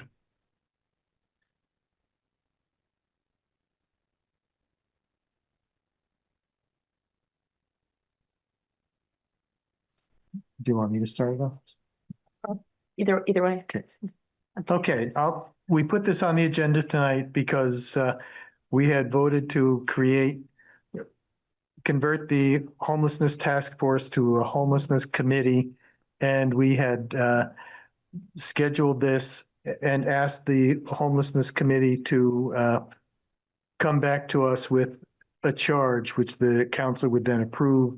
And we, until yesterday or today, I don't think we had language from the committee, and then we got language from the committee. So I think that's what we're here to talk about tonight. And so, Jim, do you want to go from there? Well, is Zach still online? Yeah, I'm still with you. Do you want me to go, Mr. Mayor? Yeah. Yes, I would, Zach. Go ahead, Zach. Okay, yeah, we responded right away with that charge. Originally, we had one half of that charge drawn up for another meeting a while back, but it didn't make it to the table. And then Carrie added some additional language, which after a homelessness task force meeting, we decided to put it all together into that language that's in front of you or should be nearby. And I do apologize for not getting this to you sooner. I wasn't aware that we were on today, and I've been traveling for the last week. But the language really talks about what we would be doing, and also has a quarterly requirement for, I believe, a quarterly requirement for us to check in with y'all, and also have a counselor, at least one counselor on the committee at any given time, and just talks about what we would be used for, stuff like that. And one of the greatest examples would be what we're dealing with right now, and coming together and stuff like that. So I don't have that in front of me right now, but I did want to speak highly that I responded, we responded quite quickly after y'all said, come back with a charge. Because as chair, I took that really seriously. Thanks, Zach. Thank you. As luck would have it, we do have it in front of us. Right. Kelly's not at present. So would you like to read it? Sure, happy to. Just for people that are in the room and online, this was sent to us, and so I'm just going to take it from here. So the proposed new language for the Homelessness Committee charge, the Montpelier Homelessness Committee is charged with the following: working collaboratively with the council on developing a short-term idea and or solutions to address time-sensitive acute conditions for people experiencing homelessness. The committee will assist with addressing acute conditions when necessary and take appropriate action when possible. The second bullet is developing policy recommendations to address long-term structural and system improvements the city could implement to both address the needs of people currently experiencing homelessness, as well as the needs of recently housed individuals who may require support to maintain their housing. Recommendations will include preliminary budget requirements, if known, and a timeline for implementation and duration of the proposed project. The committee will gather and maintain, update information on the following: information regarding the scope of homelessness in Montpelier and the needs of people experiencing homelessness in Montpelier, the system and services currently in place in Montpelier and surrounding towns to address homelessness, the range of concerns, perceived barriers, and potential solutions identified by the community, which includes those who are experiencing homelessness, local businesses, and concerned citizens, existing strategies in other cities or states, recognizing that the location of our city requires solutions that are responsive to our changing seasons. And then the last bit here is the committee membership will include at least one member of the city council, will keep the full council updated on the work of the committee. In addition, provide the city council with recommendations for short-term and long-term policies and initiatives to improve conditions for people experiencing homelessness in Montpelier, consult with people and organizations with lived experience and expertise in addressing the needs of people experiencing homelessness in order to assess needs and create recommendations, respond to ad hoc requests for information and recommendations from the city council, and then report recommendations and findings to the city council on a quarterly basis or as frequently as needed. Okay, and council members, this came in the email today, so you probably all already have it. Jim, do you still have your hand up? Yes, you do. Yeah. I would just like to say that I have been, ever since I was assigned to this committee, I have been to every single meeting. I actually chaired the last one because Zach couldn't be there. The only time I missed part of it was when the city council scheduled a meeting during the same time. And of course, so I went to the city council meeting. So I would ask that not happen again, please. But I'm committed to this group. I would be willing to take on giving you a report whenever it deems it should be necessary, because I plan to definitely attend every meeting. Adrian. One of the things, so thank you for putting together this charge. I think it's important for every committee to have a charge, and I think it should also be, in the world that I live in, some type of goals that are data-driven, time-bound. So I do like that we added quarterly. So, a couple questions here.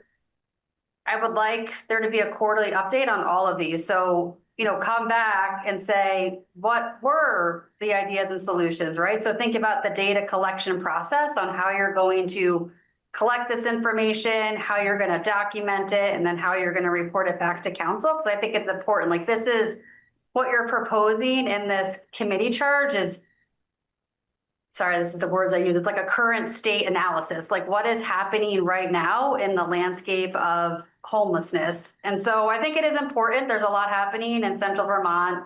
You know, I don't know if we want to, there's a lot happening in central Vermont. So I think it's important to collect this information, report it back to city council, but then also come back with recommendations on what types of policies may be missing. How do we strengthen current policies?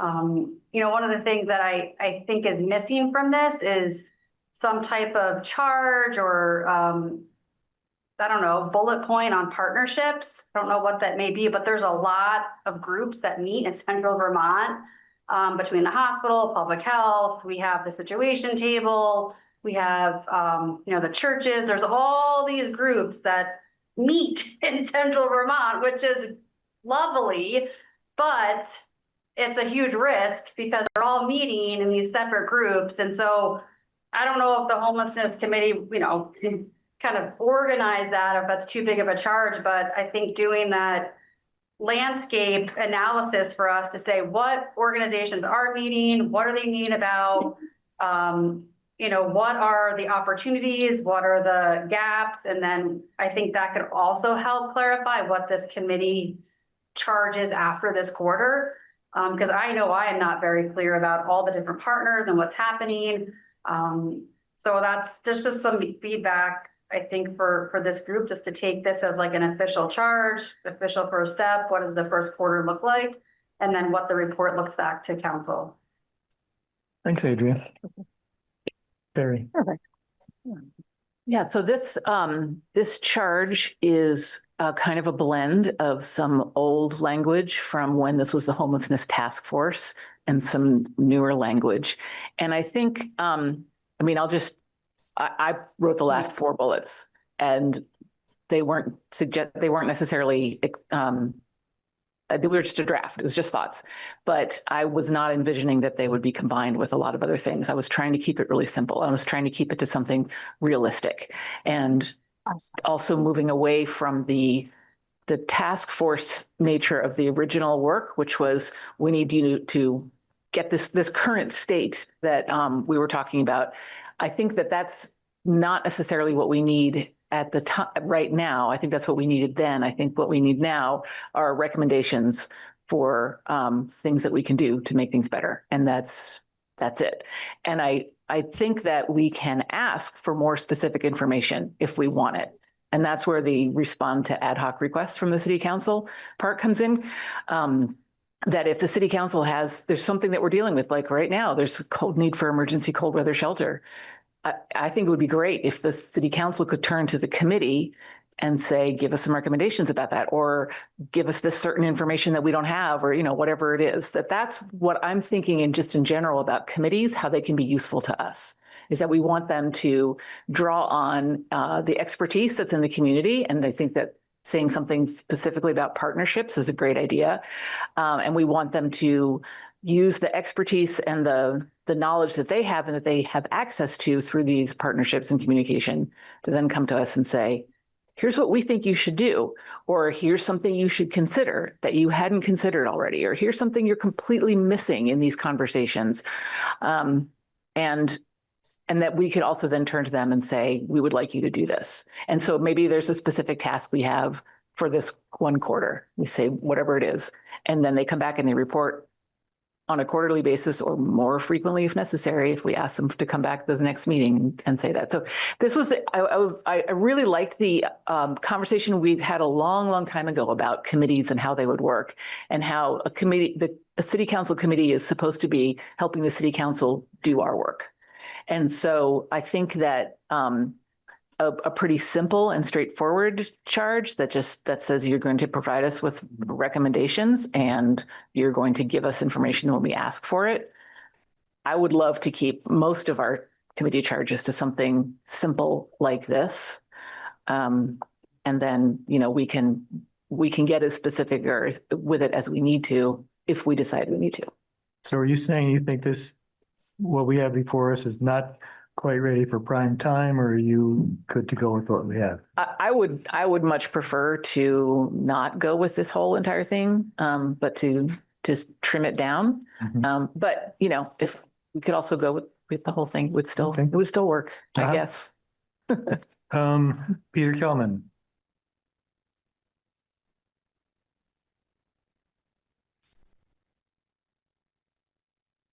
I'm muted. Am I unmuted? You're unmuted now. Okay. I was on the homelessness task force. I was on the housing task force. And when the housing task force moved over to the being a housing committee, one thing that was very important and one difference between a task force and a committee is that a committee is appointed by city council. It is not a group of representatives of organizations. And I haven't heard any conversation about the composition of the committee, but I would strongly recommend that you follow that same pattern.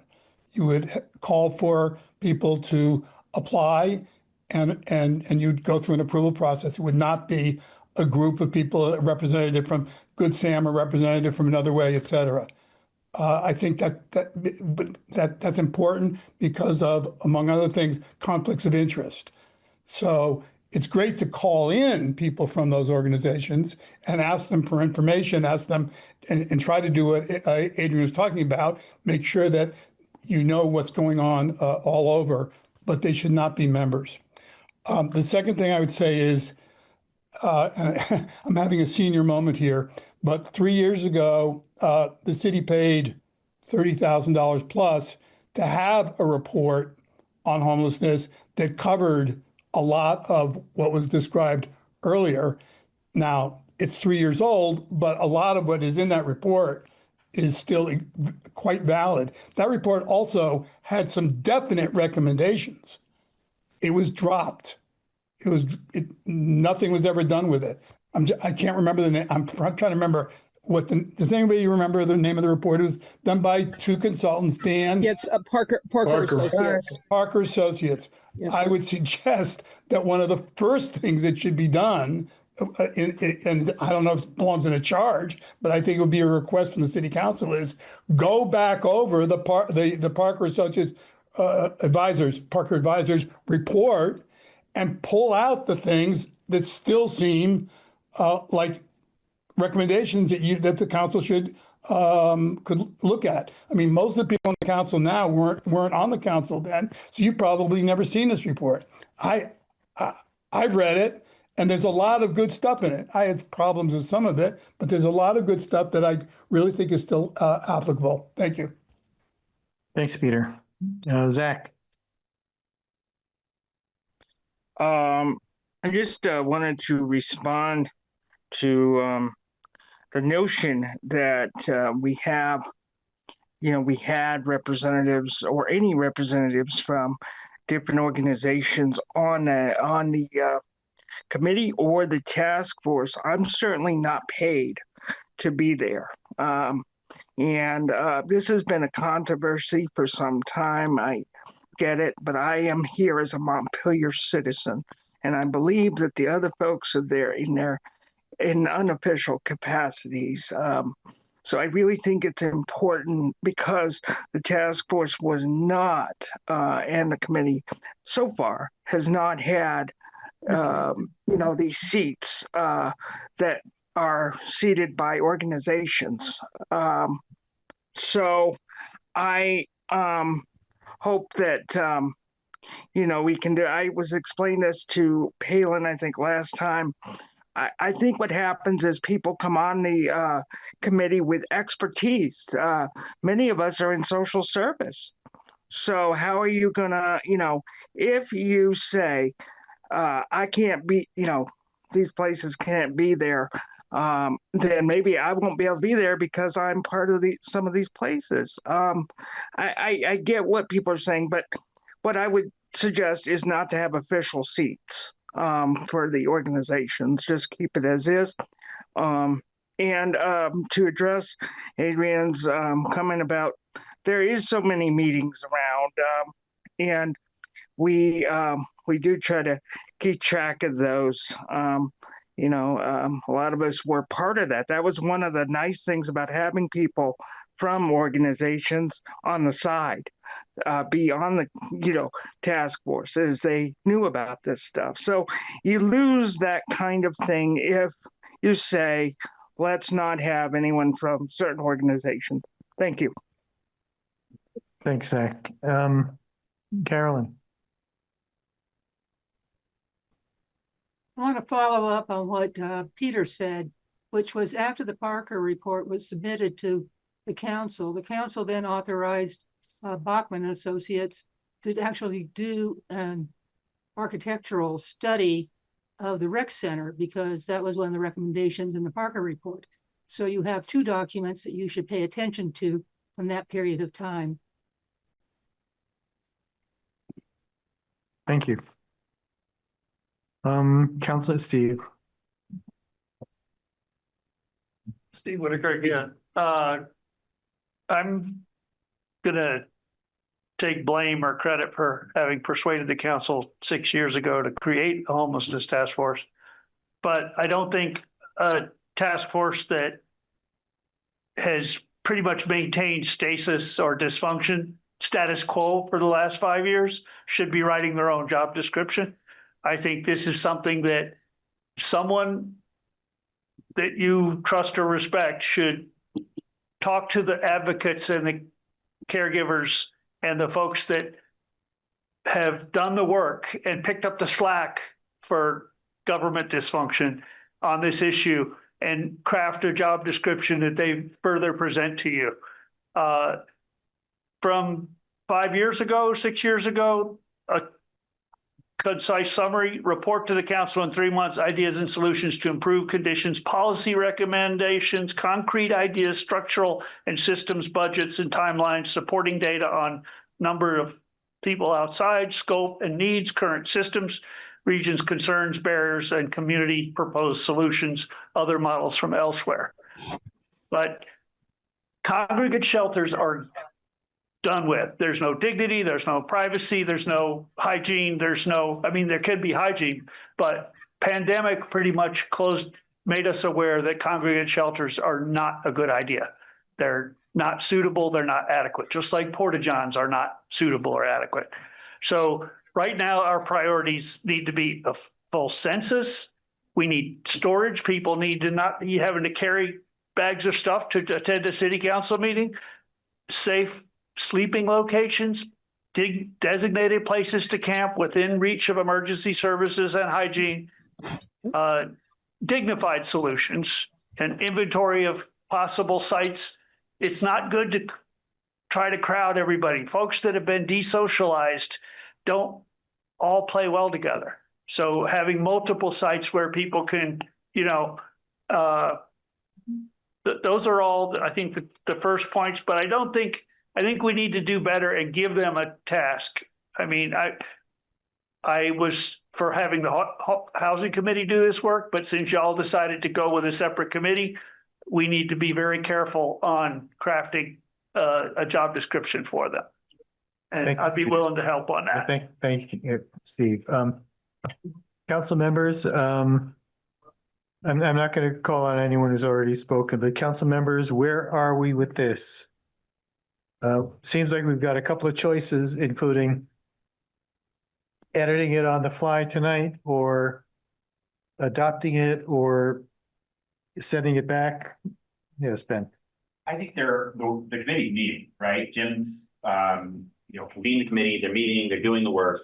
I'd say they would take a little bit of extra time and really take the good ideas that are in this document and boil it down to a very concise charge that describes the kind of things, frankly, that Steve and Gary both talked about.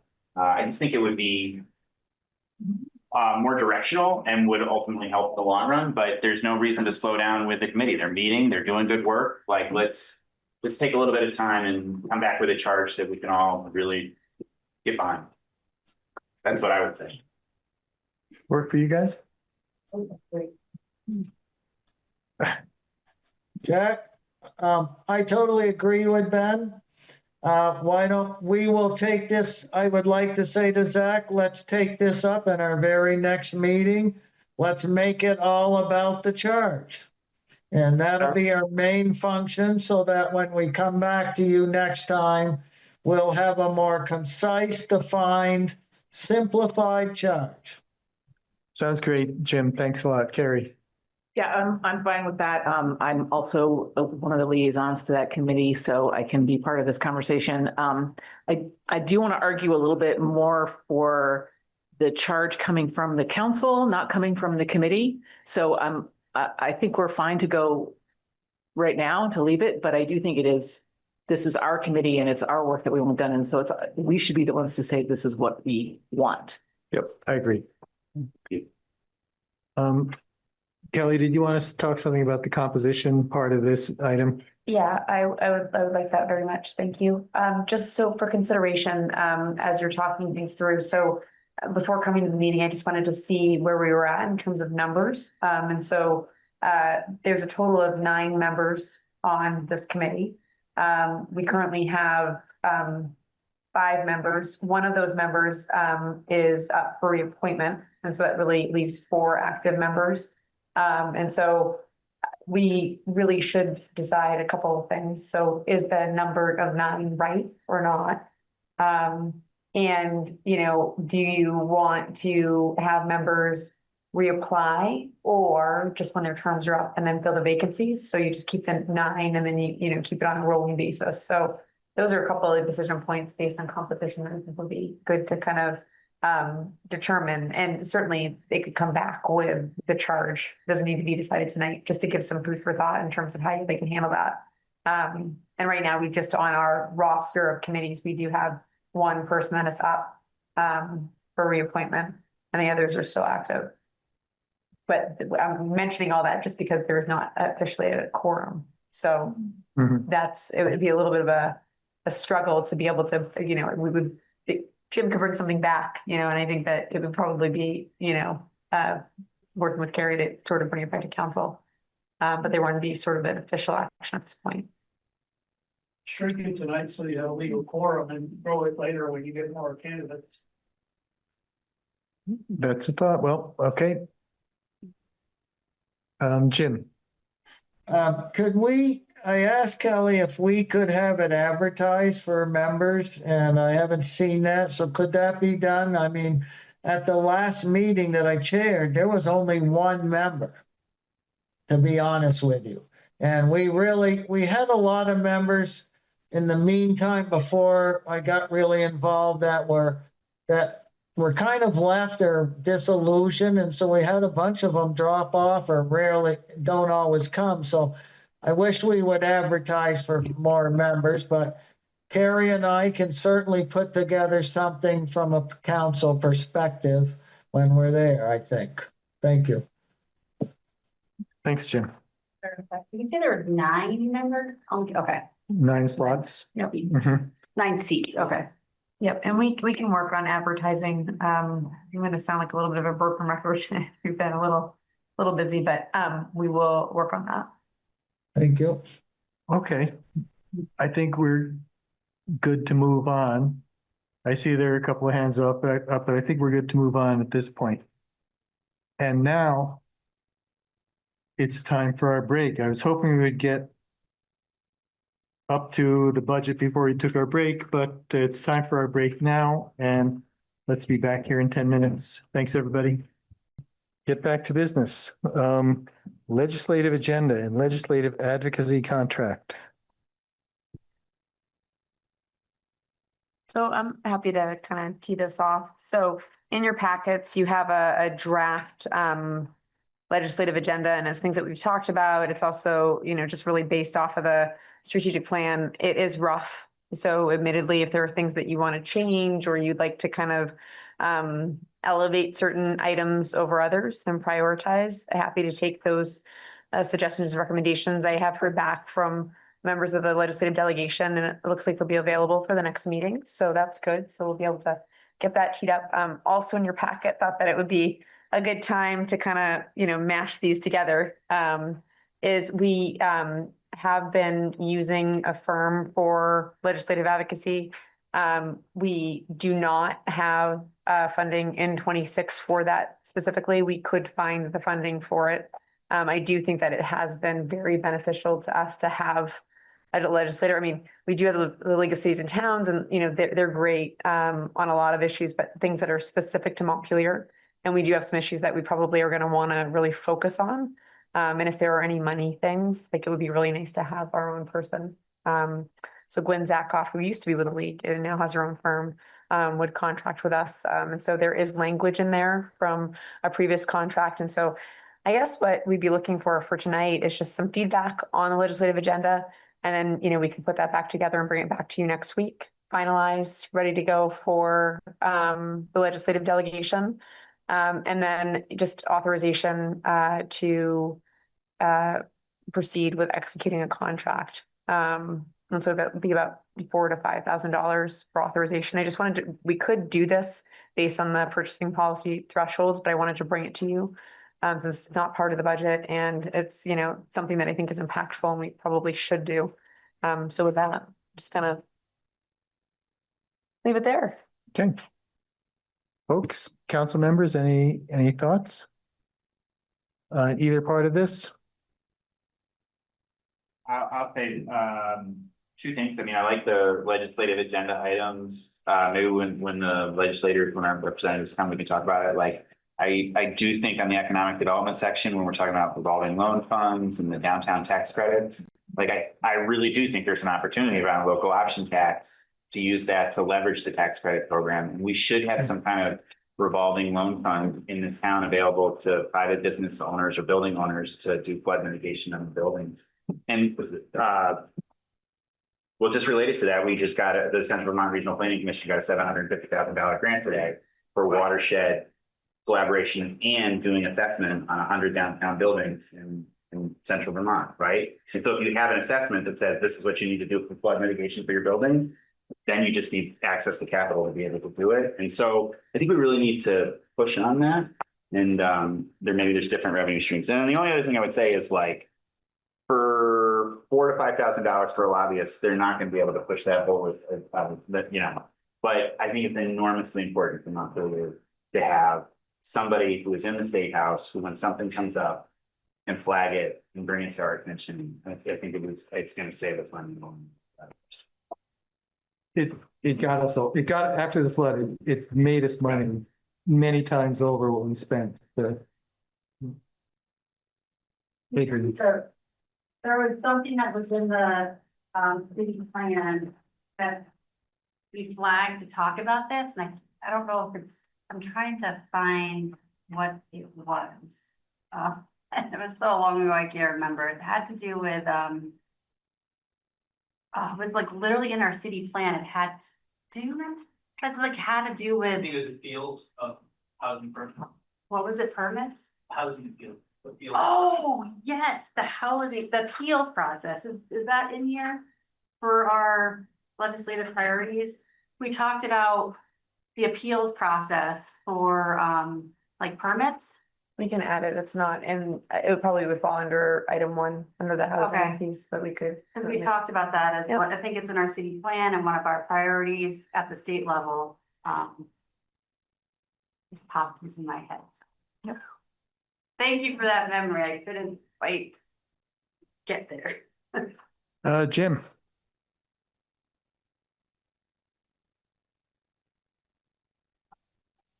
Not quite unmuted yet. There we go. Okay, yeah, I couldn't unmute for a while, Jack. I would just like to ask the council who's been here for the last 2 or 3 years, how effective did you find having somebody in the legislature work for you? I know back in my time, the legislature were totally useless to responding to our concerns. And so we stopped even having them come in and waste everybody's time. So I would like to hear how it worked in the last couple of years, because obviously I don't have a clue. Thank you. Sure. Well, I can give you, my opinion is it has paid off.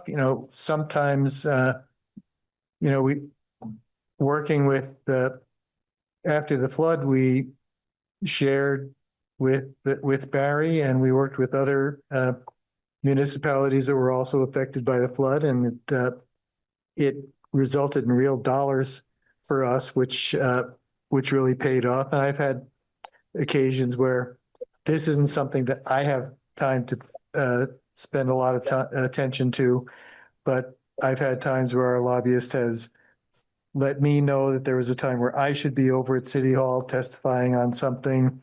And it's a funny thing, when I go over in my role as my day job, they talk to me in a certain way, but then when I'm over in this role and they all call me Mr. Mayor, it just seems to be a little different. Thank you, Jack. You're Thank you, welcome. Jack. Sal. Just to clarify the appeals issue, it was, we as a council are able to change the cost of an appeal. And we had discussed that a couple of meetings back, but the legislature needs to change the criteria for who has standing to make an appeal. So that's the crux of the issue that we'd like them to address. Yep.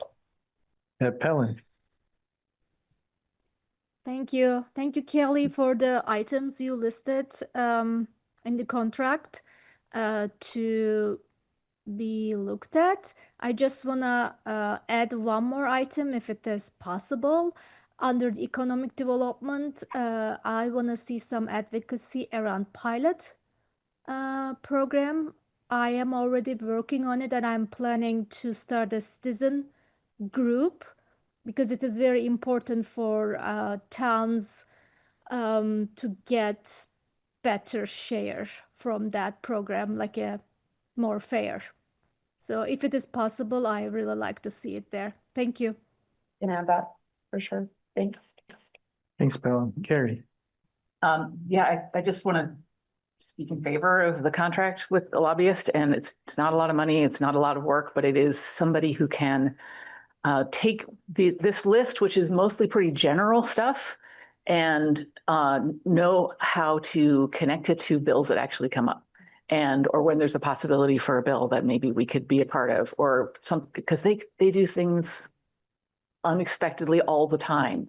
And so to have somebody who's working for us who can track all that and say, okay, here's an opportunity to, do something different with the local options tax distribution in this other bill, and we can get in there. So, I'm okay with keeping it kind of general like it is.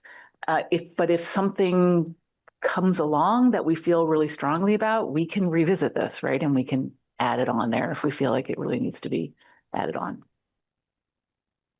When you say on, do you mean to our priorities list? Yes. Yeah. Oh, yeah. Yeah. Okay. Great.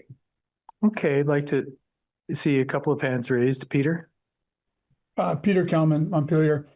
I just have a comment and a question.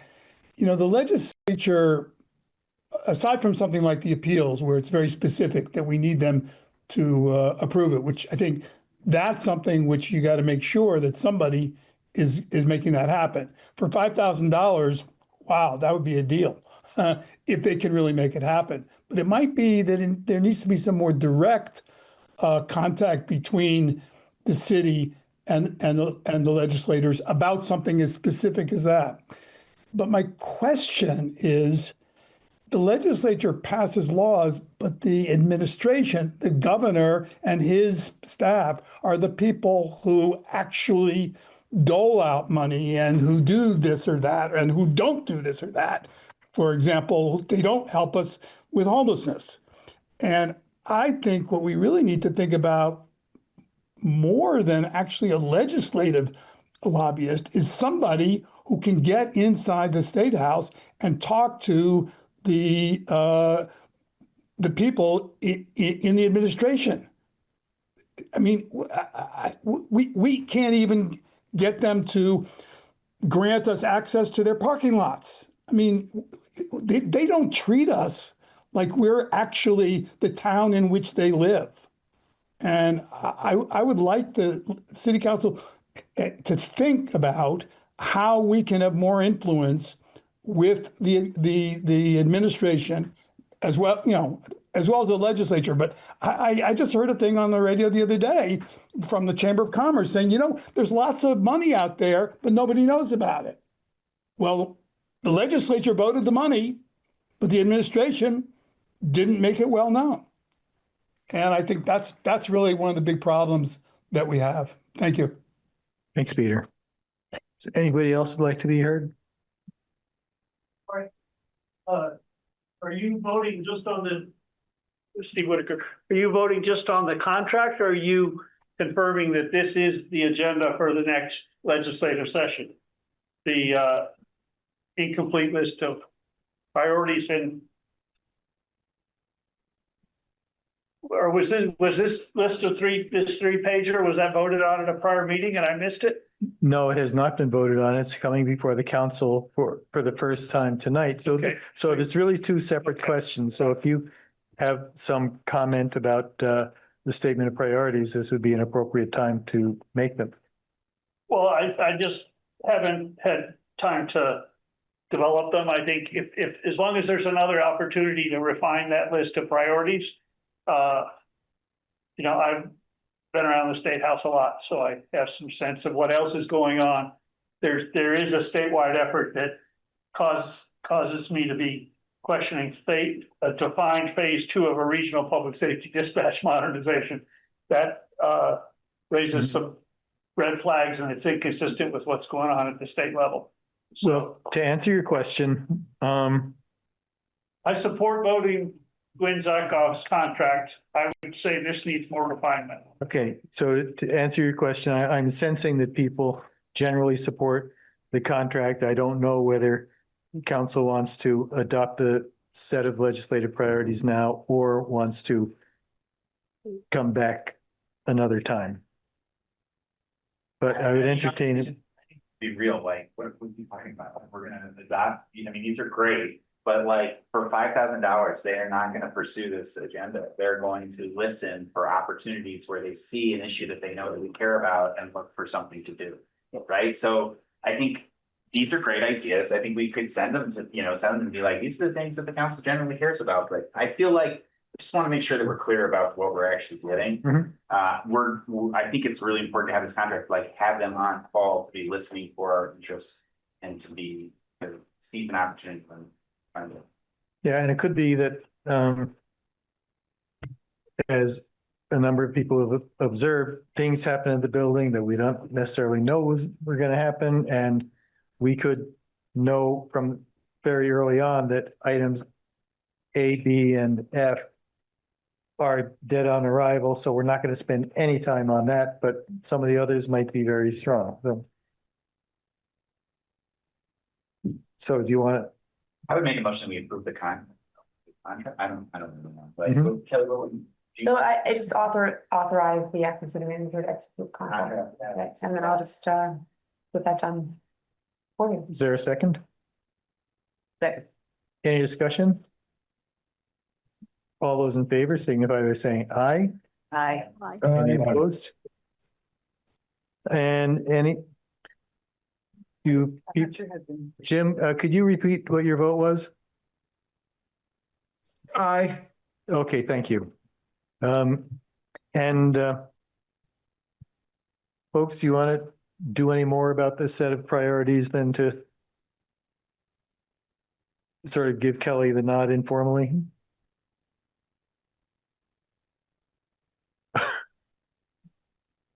Yeah. Our legislative delegation's coming in at our next meeting, so it would be great to be able to have this. So I move that we approve the legislative priorities as presented. Second. Just for clarification, I might, so with the addition of the 2 items, so with the appeals and also the pilot item for economic development. Okay, I don't know what those are. I don't know how to say those. I mean, the pilot one, I don't know what that was. Yeah. I know what pilot is. Yeah, so I mean, I just would. So I need more wording. I need actual wording.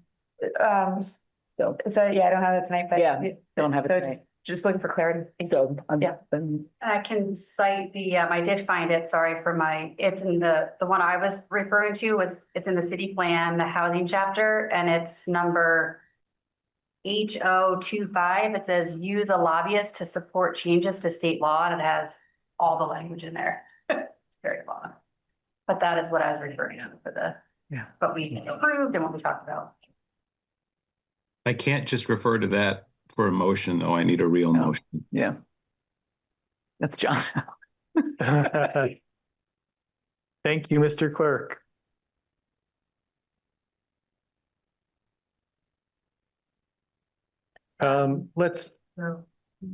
Let's take this as a general direction, hopefully finish it next week. Is that okay with you, Carrie? I mean, I made a motion. If no one seconds it, I'm fine. I think it's seconded. Live. I think Sal seconded it. Yeah. Okay. Okay. No, not with the changes.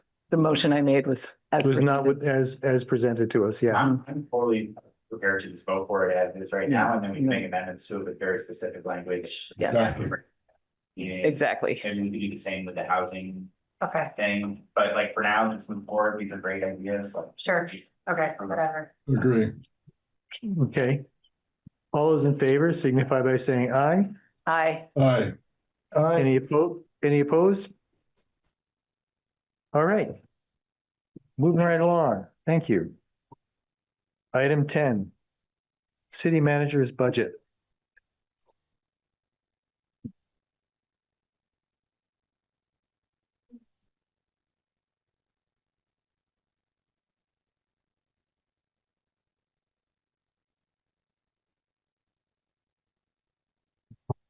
Okay, so I'm gonna share the screen here.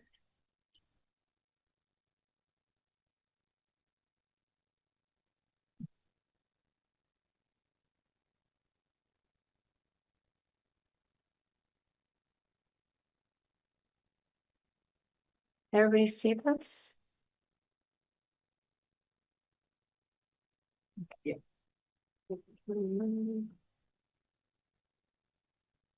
Make it bigger. That work? Yes, please. There we go. All right, so apologies for a little bit of a delay, but we've got a couple of budgets or scenarios for you tonight to look at. And so we'll move through those in a pretty good presentation, if I do say so. So I'm going to get into that in a minute, but I just want to highlight that tonight we sent over to you the cover letter that we typically put together that just defines and describes, all the elements of the budget high level. And then we also provided two scenarios. One is the proposed budget. And if you're looking at those two documents, just the way that you can look at that is at the top of the budget detail. There is a header that says proposed, and it's sort of in the middle of the header section. We're calling that a service level budget. And so we'll get into that a little bit more. But there's also an identifier in the other budget as well. And then that one is labeled level fund. And so I should also note that the level fund option is not what we're proposing as the city manager's budget. It is for context. Also, just want to note that while we've called it the level fund budget, there are a few increases in it. It does have infrastructure investment and also has the staff COLAs in it. So I just want to highlight those few items before we get started. It was not our intention that you would look at any of this information tonight. So what we're hoping for is we're going to give you a good overview of, what this all is. This really actually is keyed off of a lot of the workshops that we did previously throughout the fall. So some of this will look familiar to you. And we're hoping that it'll generate questions, inform decision-making, and give you a good roadmap on how to proceed through the next 6 weeks or so while you decide what you'd like to do with the budget, or maybe up to a month. But who's counting? So here we go. So we're going to get into this. So here's the presentation. And so here's what we're going to be covering. So we already just kind of went over in broad strokes what you have for materials in your inbox. Also note that those materials will be posted online. We also have developed the budget options worksheet, which is a nice plug and play tool for you to use that has been pretty helpful in the past. The other thing that I just want to note, just a factor to consider, just keep in the back of your mind as we're talking cents on the tax rate. So a cent levied is $131,342. And so it's referenced in this presentation a couple of different times, but when you look at it, it's just for context. So when you're talking about decision items and you're talking about how you want to impact the tax rate, it's just having that rule of thumb, you know, what a cent will levy. This is really helpful because then that way you can kind of do the quick math rather than having to dive real deep. We can do that too, but just wanted you to have that as we get started. And so we're going to start off with what we heard from the budget survey.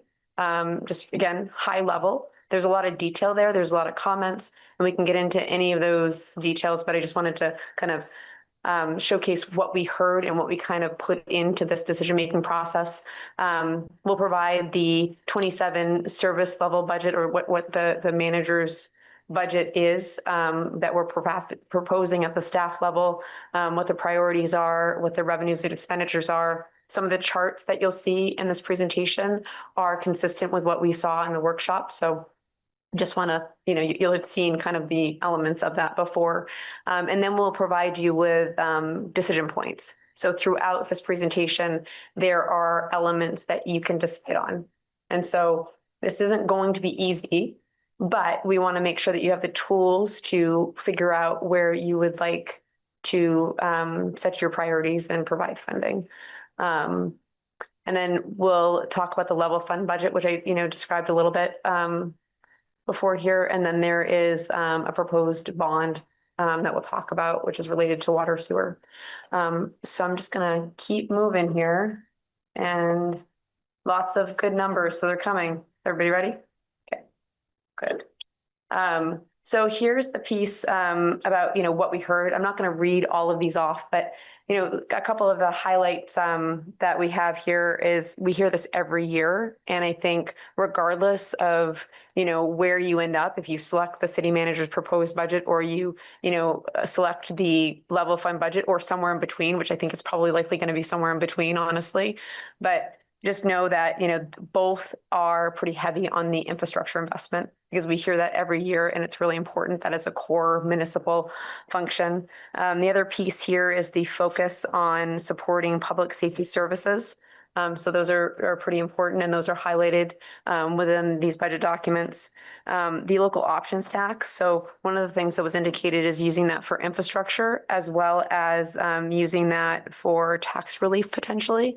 And so you'll kind of see how we've used that within the budget construct, and how you might, you know, play with that a little bit if you wanted to or not, but there are options there as well.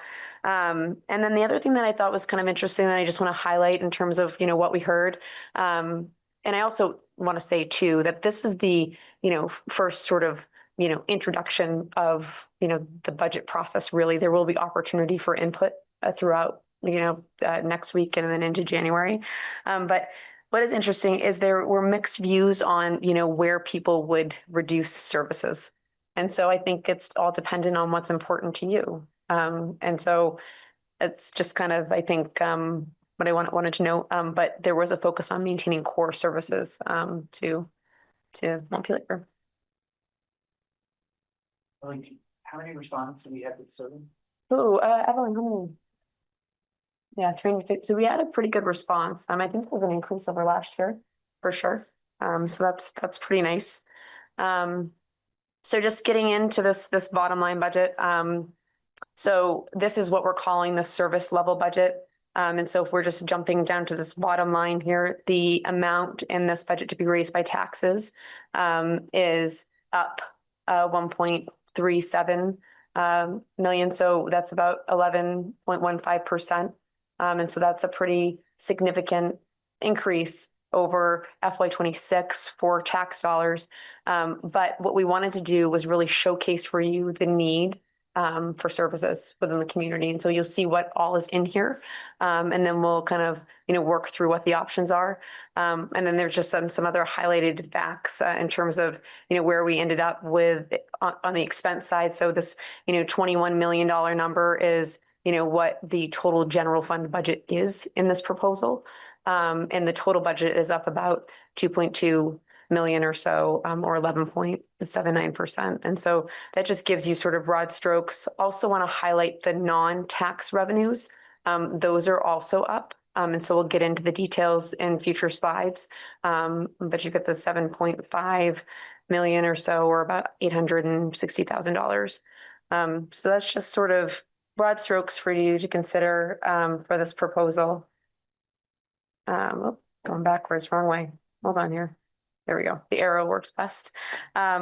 So then just getting into how we set these priorities. So we really keyed off of our conversations during the workshops and at the last meeting. And what I want to really highlight is the focus areas. So we wanted to advance strategic plan initiatives. So we really wanted to focus on infrastructure, housing, and economic development. Those three elements are really connected. So, just considering that, we wanted to strengthen capital investment and infrastructure renewal, emphasize public safety and public work readiness, and then maintain responsible service level delivery at current service levels. And so we really wanted to showcase, where the investments were to provide sustainable services. Again, this is what we're proposing as the manager's budget, but there will be another scenario for you to consider further on down the line.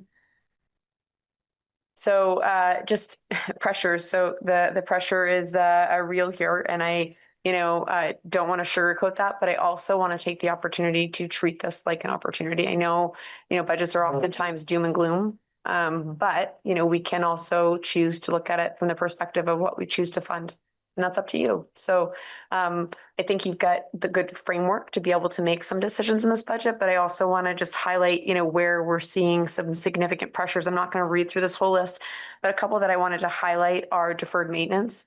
And so you'll notice that in some of the operational lines, and then also in some of the projects that we've chosen to fund. The limited population and tax base growth is another, tricky item that, we really need to grow the tax base in order to, enhance revenue to, be able to provide the services. And then capital investment gaps. And so one of the three we're really hitting head on with the local options tax, which will be particularly helpful. And then the others, we're working on too and chipping away at. So I wanted to know where the pressures are. And here are some other things. Health insurance is always on the list. This year, we're at 10%, in each of the calendar year periods, because it's on a calendar year, but it's only 10%, but just wanted to note that that's kind of always in the mix. But that is good. Really. Yeah, that is really good. And I'll note it in another slide, but one of the things that, we were facing like 22%, much like last year, but because of the work of the consensus forecast group, the city teams came together and were able to make some changes to our plan to bring that way down. And so it's through that collaborative work that we were able to make some adjustments. It's not a change in coverage for city employees. It's just a change in plan design. So which is pretty awesome. So I just did want to note that piece. And we were looking under every rock, and that one we were nervous about, but that one broke our way. So that's good. So just on this slide, so this is one of the slides that I was saying that like you've seen before. So you saw this in the budget workshop in the 101. And so you'll see it's kind of a side by side. And just to orient you to this slide, you've got FY26 there in FY27, just really focusing on FY27 and then sort of the proposed increase or decrease. And so just to kind of capture, what we're looking at here, the, 1.37 or so, that's what this 11.15% increase in property taxes is. That's the spend. So that's, what we need to raise and additional property taxes to cover this budget. The pilot you see, and it's a little confusing because it's just in sort of the accounting, it's the inverse. So you can see that the top sort of provides you with a key or a guide for what that looks like. So negative is a positive is a negative. And so it's all good. Don't worry about it. Sarah's got it. But it's, and that's how it's kind of captured here, but you can kind of tell from the top there. I actually did that to myself earlier and I was like, gosh, rookie mistake.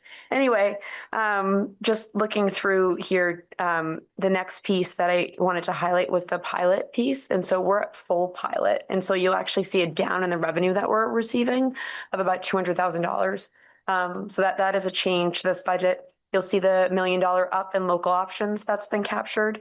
Other things of note include the ambulance revenue. So that up is associated with the enhanced rates that we'll be bringing you to approve.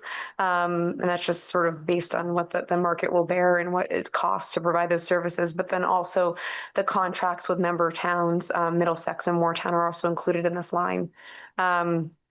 So that's that one. And then the other one that I want to note here and just highlight is the intergovernmental revenue. So that 274 number, which is really a down, is associated with CJC. So we no longer have CJC within the city because we do not have the grant funding. So you'll see the revenue down and you'll see a similar expense down too. So that's where we're at with revenues, and you can compare side by side. And then also I want to note, you can kind of see the composition of, sort of the budget. So for instance, the property tax is 64.56% of the total revenues. And so it's just helpful to see proportionally, what you're dealing with each of the revenue streams. And so what we really want to do with this presentation is we hope that it's a reference document. So as you're making decisions, you can kind of get your head around how things are structured. So then just moving on to the expense side. And so this is by function. And so another way to think about that would be by department or like area. So like City Hall, for example, is its own like area, but mostly you can kind of see how this tracks to departments. And so the ones that I think you'll probably be interested in, I'm going to highlight. And then I just want to note here that what we're thinking for next week's budget workshop is to have the larger departments come in and talk about their budgets. Just as I think that would be a good use of time. And it's also a point of interest for where, the public has said that they want to invest, which is in public safety. So for instance, the city manager's office, you're seeing it up here, and that includes the administrative assistant or executive assistant position back in the budget. And so we'll have more detail in the presentation that shows what positions are in, what are out, what's out, what was asked for.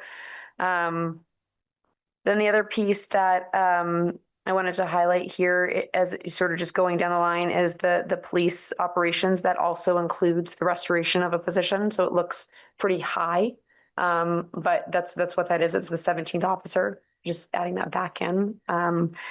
And then you can see that you've got the other one that I wanted to highlight was the Community Justice Center. So we just talked about CJC. So you can see the corresponding down in the expense side. For that. And then fire and EMS, there's a relatively modest comparatively increase to their budget because that is a net of overtime. So what we are proposing is that we add a position to help reduce the overtime load in the fire department. There will be, I keep saying in a future slides, I just want to make sure you know that things are coming as you have questions, but what we did so while we're proposing one position, there was a request for more positions than that. And so just to take a step back for a minute, the gap that we had to consider on the leadership team was really more like 2.3 million rather than the 1.3 that you're seeing. Because we brought it down and actually brought things more into focus. That the fire department, just using them as an example, the request was for 5 positions, and that was sort of in alignment with the staffing assessment. And so what we're trying to do is kind of feather it in, not all at once. And so that's kind of the idea, is to kind of get the benefit and also to support the need, but not overload to start. So just moving on down the line here. And if I'm talking too fast, because I'm kind of a fast talker, I hope this is a good speed. Okay, cool. So just moving on to the expenses continued, the one that I would note here is DPW. And so you can see the up here, and that does include the restoration of a streets position. It also includes, things like salt, for example. And so the salt line item in the budget is $250,000, and there's a $30,000 up because we need it. So there's those sorts of things that are in the budget that we worked really hard. Sarah has worked very hard to align the budget with actual need. And so that has been sort of a pressure point, but we also want to be realistic about what we're putting forward. So you can see down here on the bottom line, the comparison. So in 26, we had 18.9 million. And then what we're proposing in the city manager's budget is 21.1 or so. And so the total overall budget is up, 2.2 million. But with the other revenues in there, it's not the full load, so good. So just moving on, so this slide here is helpful just because it kind of gives you a sense of what the transfers are and where they're going. And so these are specific departments that get transfers. So, and you'll see the increase or decrease there. And so senior center and cemetery recreation level fund, parks has an up, and the cemetery operations also has an up, but we can get into the details there at another point. But just wanted to highlight that for you. Also, as I'm orienting you to kind of some of this stuff, you'll notice that the account codes are in here.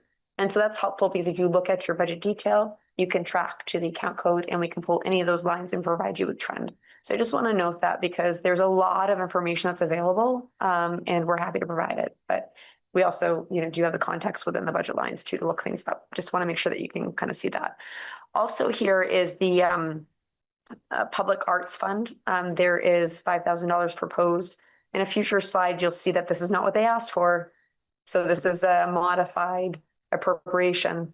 So we'll call that out specifically. The Housing Trust Fund is another one of those where we are investing $100,000, but really the ask was $250,000. So it's just really kind of everything. We tried our best to kind of capture, the need, but it's not a full need. And you also might opt to change that in your budget. So it's just, I'm calling these things out because they are decision points for you as you go forward.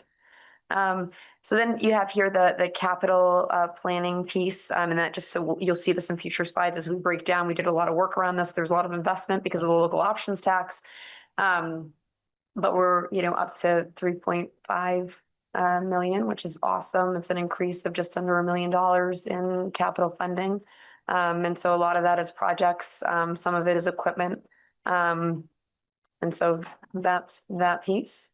And so the next slide, here's the 5-year plan, which is so awesome.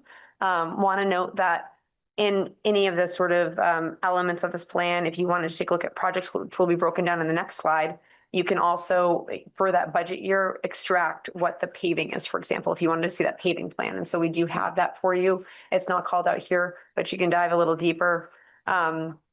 So you can kind of see the details that were presented, and this just gives you sort of the details and how this was constructed. And also here's this 1 cent on the tax rate generation, just so you can see what that looks like. And so we also used a 2 cent increase method to go through this. And the other thing that I want to note and just bring you back to in your workshop presentations is the steady state piece. So to be completely steady state in the capital pieces, not including debt service, would be about $3.1 million. Paving is $1.2 million. In this budget, we're just there, and we're just there with the sidewalks. The other things we're still working on, but our current is about 2.45 between those two things. And so I just, we're getting there. We're making some really significant progress with the investments and the way that this is constructed. And so by fiscal year 31, we'll be completely steady state with all categories. So just to refresh your memory on the category, so paving is 1.2 million as a steady state. Sidewalks is 100,000. Stormwater is 400,000. Bridges is 100,000. Buildings is 375,000, and then equipment is 925,000. And just, the steady state, it just really means is providing adequate funding to get sort of to the good working condition piece. And so we're trying to really move that along. So here's the slide that really shows what's in 27. So the Waverly Place stairs is in here. Just wanted to highlight that for you because that's, something that we've been working on. The pool resurfacing is in here. That's kind of a big deal because that's getting a little scratchy and is in need of some repair. So we've got some items for parks here. And then you can see this street paving budget. So it's just shy of that 1.2. We also have the detail below that. So if you wanted to see which streets exactly are in that number, and this is consistent with what the capital committee worked on. Kelly, this may be too detailed, but the tree wells is that the wells that are going on to East State Street, or is that other tree wells? And this is like this question I would have. The Stockholm systems. So okay. We'll get the detail for you. Great. That is an excellent question, Zinger. I'm pretty sure that this is replacing 3 wells downtown. say it out loud. Great, yeah, because this is thing that I've paid a lot of attention to because my son was a city arborist and moved us to the Swedish model or Stockholm model for tree wells. Yep. Yeah, we'll provide you an answer on that for sure. So we tried to spread it around a little bit in terms of like what is funded in here across all of the cost centers of the city. And so the other piece here is you've got the equipment, so you can kind of see where those investments are and what the total is. So just kind of moving along. So I'm just gonna kind of breeze through these departmental budgets, but so in parks, there is some general funding that they also have for the tree side of things. But if you look at this will show you that their budget is 420,000 in fiscal 27. So just a high level to give you kind of a sense of, you know, what that looks like.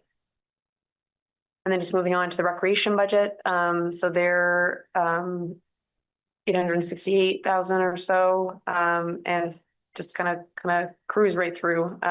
We can get additional detail, and these are provided in your packet, so you can actually see the line item detail and sort of the different functions there too. Senior center budget, so this is 702,000, and so again, the detail is in your email and will be posted online. But you did also see this as a transfer from the general fund. So it's not total budget; it's just a transfer, but you can see that in the previous slide. The cemetery budget is 304,000 or so, and it's just a summary here. But again, you can see the detail in your packets. So positions.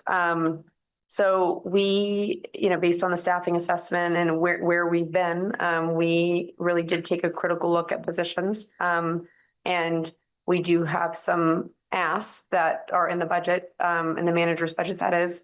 And so they are, and this is kind of an order that we would put them in for priority for you to consider if you were to fund some, but not all. So the planning department would be moving the zoning administrator to a full FTE. Right now it's a 0.8. So that's that piece. The police department, this would be the restoration to the 17th officer. So that's that one. DPW is a restoration to streets, which we just really need. Those guys work so hard. And then the fire department, we've seen that we really need that level of service to have adequate shift coverage and to work on the overtime piece. They're working on it. And if we can just give them a little bit of support, with another person, that would be really great. And in the city manager's office, we have been through a lot of transition, and we have gone 6 months without this position, and it has been difficult to get all the things done, and we're still in transition. And so we're proposing that position be restored, realizing that the next manager will need to work with that, but hopefully that would be good for them as well.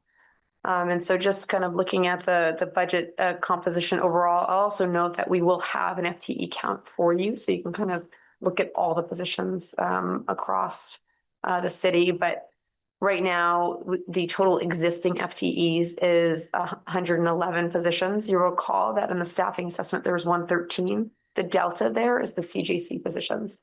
Just want to call that out for you, just in case if you had that question. Because we definitely did the sleuthing to just, tick and tie. And then you've got the addition, and it's noted here too. So if you wanted to, don't worry, we put it in the presentation too for future reference if you need it.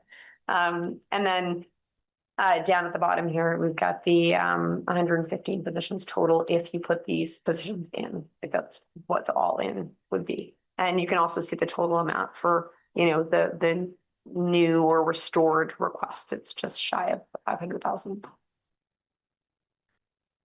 So then decision points. So I imagine that there probably will be, as you start to get into the deliberations, some decision points. So this is from an operational perspective, what's in. And so just to kind of highlight, I'm not going to go through all of them. You can kind of take a look at your leisure, and we're happy to provide any additional detail if needed. But there is some funding in here for transparency. So we're still using Zen City. And so we wanted to call that out specifically because it is really helpful. It's what we do our surveying off of. It's what we can build sort of, project-based dashboards off of. There is more there to leverage if we have staff capacity, but I want to note that that's still there. There's election security in this list.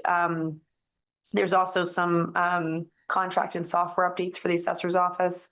Just, I'm going to cruise on down the line here. In the police department, there is online dashboard, tasers, and building maintenance. And then for fire, there's a wellness contract, and that wellness contract is for mental health. And so it mimics what the police department has. And, you know, as first responders, I think it's really critical to make sure that we can offer that. And so that was something that came up this year. Chief Libby has done a really nice job of taking a look at, you know, the department as a whole and, you know, putting in what's needed within those budgets. And you'll kind of see that in the sort of operational pieces here. So you'll see that in gear and equipment, and then also in billing. And then for streets, you see operating supplies, you get the salt, which I just want to call out because that one is an expensive one. But then you've got also some deferred maintenance, and then just some utility work.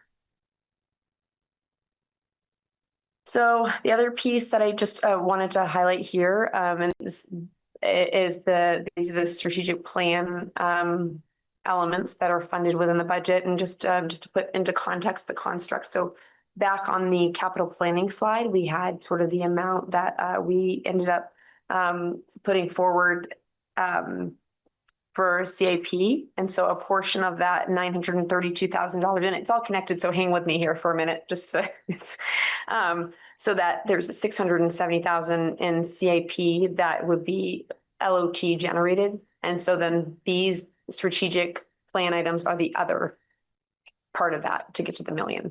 And so as we were thinking about how we were using that money, that's the construct that we came up with that we thought would be good in terms of providing investments. That may not be what you ultimately would like to do. However, that's, you know, sort of how we kind of got there. We could talk more about that. But anyway, housing trust funds, we've got $100,000 in there. There's $50,000 for economic development. And then there's a downtown improvement reserve of $100,000 or 10% of lot funding. So we just wanted to note that, highlight it for you, and just, you know, give you sort of a sense of what the construct might be. It's just sort of how we were thinking of it, just so we can kind of identify and assign those dollars. But, you know, it's also the way the revenues come in, it's all, you know, lumped together, not necessarily directly assigned. Okay. So then decision points, what's not included. So we talked about that larger gap. And so you can kind of see here, we've got the, you know, 883,000 or so. And this is kind of what departments asked for that we did not put in, or what we had requests for that we did not put in. So we thought these were really critical to highlight so that, you know, as you're thinking about, you know, what you want in the budget, if some of these items you might want to, and you've got a number for it. So we mentioned a little bit about the fire FTEs. So there's 4 positions here that we did not add in. That would be in addition to, we did add 1. So this is the other 4. There's some equipment. So there's gear turnout. Is that the right phrase, Jim? Good. Got it? Yep, check. And then we've got some equipment here that, you know, is not in right now, but really, you know, we should fund at some point. And then DPW, you can see where, you know, there's some small tools and then some operations, you know, so we did increase the salt budget by 30,000, but if we were really looking at the, you know, inflationary pressures on that particular material, it might be 60. So like it's a little bit of a gamble what we've got in, and we're, you know, fingers crossed, but we feel is realistic. Also not in here is roadside mowing, which is something that comes up every so often. Just want to highlight that. And then traffic cabinet. What's that? Traffic. And so, Kurt, do you want to speak to that a little bit?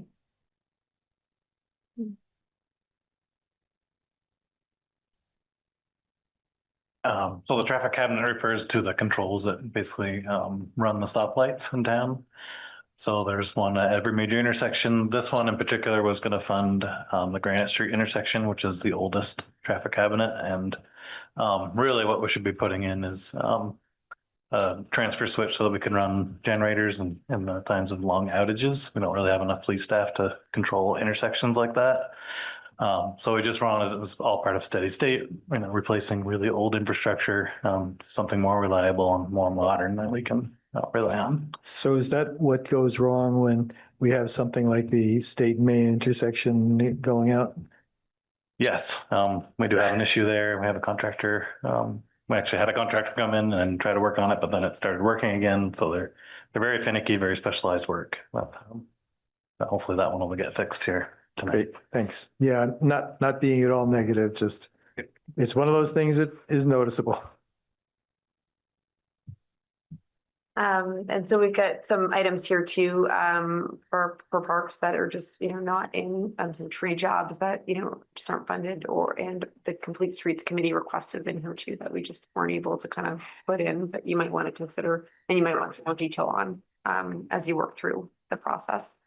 And so there's some professional services for technology that's not in here. Public arts, so the request was for 20, we funded 5, so there's a reduction in 15. There's 15,000 that they requested that we didn't fund. Homelessness support, so we have $10,000 in the budget for homelessness cleanup, but that's also another area that you might want to provide more funding for. And so right now we're just based on sort of what we know our expenses to be. There aren't recommendations on the table, however there could be. So just want to highlight that one. And then the housing trust fund, so right now we have $100,000 in, would be 250 if we brought it back up to the steady state funding within that fund.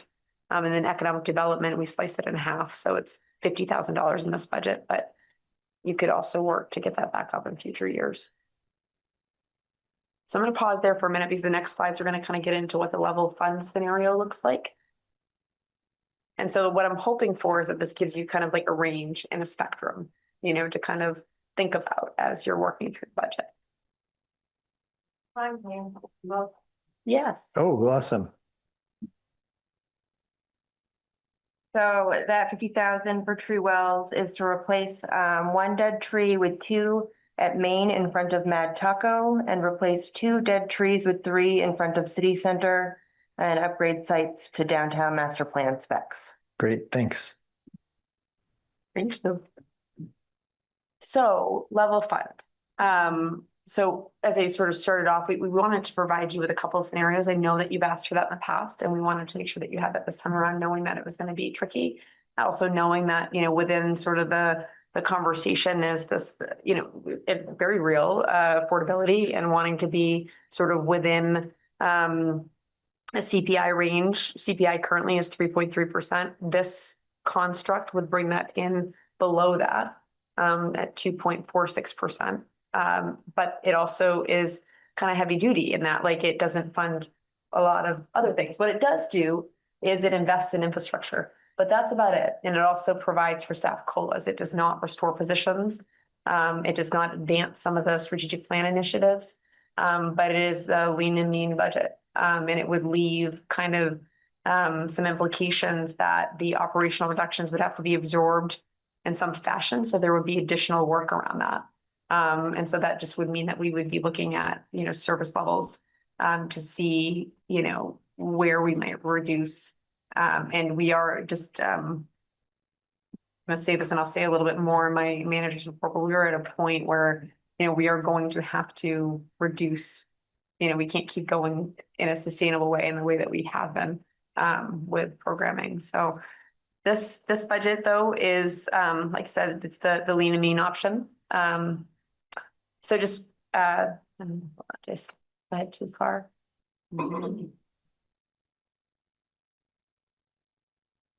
Maybe I did. Oh, that actually was just, you look at it in the lines. So there's not a lot of details in that one in here, but you can kind of see, what that would mean. Essentially, is it's just that it is just the improvements for infrastructure. And so you take a look at the budget detail sheet that you have in the packet, and we can get you more information on that, but we wanted to let you know that it's an option. There's also more information provided in the letter that I also put in your packets. And maybe I'll just speak to that a little bit here. So that level fund scenario is for illustration only. But what it does mean is that personnel reductions from FY 26 would not be restored. Service levels would decline across several departments. Deferred maintenance would continue to grow. Administrative and programmatic capacity would shrink, and program offerings in multiple service areas would be reduced or eliminated. So that's the stark reality. And we would actually start, if you did want to go with something like that, then we would identify what that would mean. Because to level fund is really a cut for departments when they're already really strapped. Again, we wanted to provide you with something like this so you could kind of see what that might look like, because you were going to ask us anyway, right? But knowing that like you probably will likely come somewhere in between. So just moving on with the presentation, I'm happy to get into any of those details. Again, tonight it's a lot of information and I didn't want to overload you. So I hope we're doing okay. So this sheet here is just the municipal tax. This does not include education funding, but it gives you sort of a year over year of where we've been with municipal taxes. It also shows the impact on a tax bill.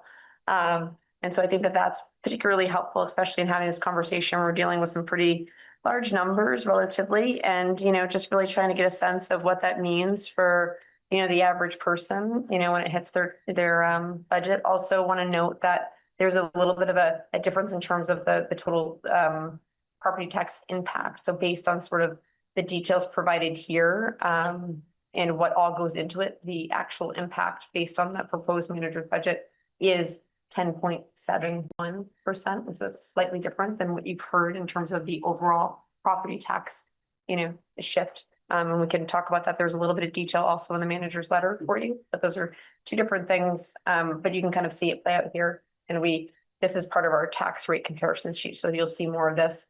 Also, these elements are included in the budget option worksheet as well, which I believe Sarah showcased for you in one of our workshops. And so we'll show you how it works too. But that will go live on the website, if not already, which I think it is already. So you'll be able to install it. So then we'll be able to kind of plug and play with some of these options. Anyway, just to the bottom line, what does this really mean? So if you were to take this, on a $350,000 house, so if you look down at the bottom here, we've provided the detail for you in terms of impact on the value of your home. And so just breaking it down in terms of a monthly increase on this budget, it would be $30.55 for all municipal services. So we just want to highlight that. That's still money out of somebody's budget that, they wouldn't have to pay otherwise, but it's $30 for this budget. Just want to highlight that. And we can provide that level of analysis for you at any time in terms of where you end up. And 350 is the median assessment. Well, so really, yeah, one more slide. Thank you, Sarah. So here is, I was trying to keep that up because I keep ahead of myself. There's so much good information in here. And you can kind of tell that Sarah's hands are all over this budget presentation. So you can see here, this is the breakdown of the municipal tax bill on the average residence. So $370,000, you get the tax bill, you get the increase, and you get the monthly increase here. And you can kind of see where that all breaks down to like what that tax bill goes to fund. But so average, not median.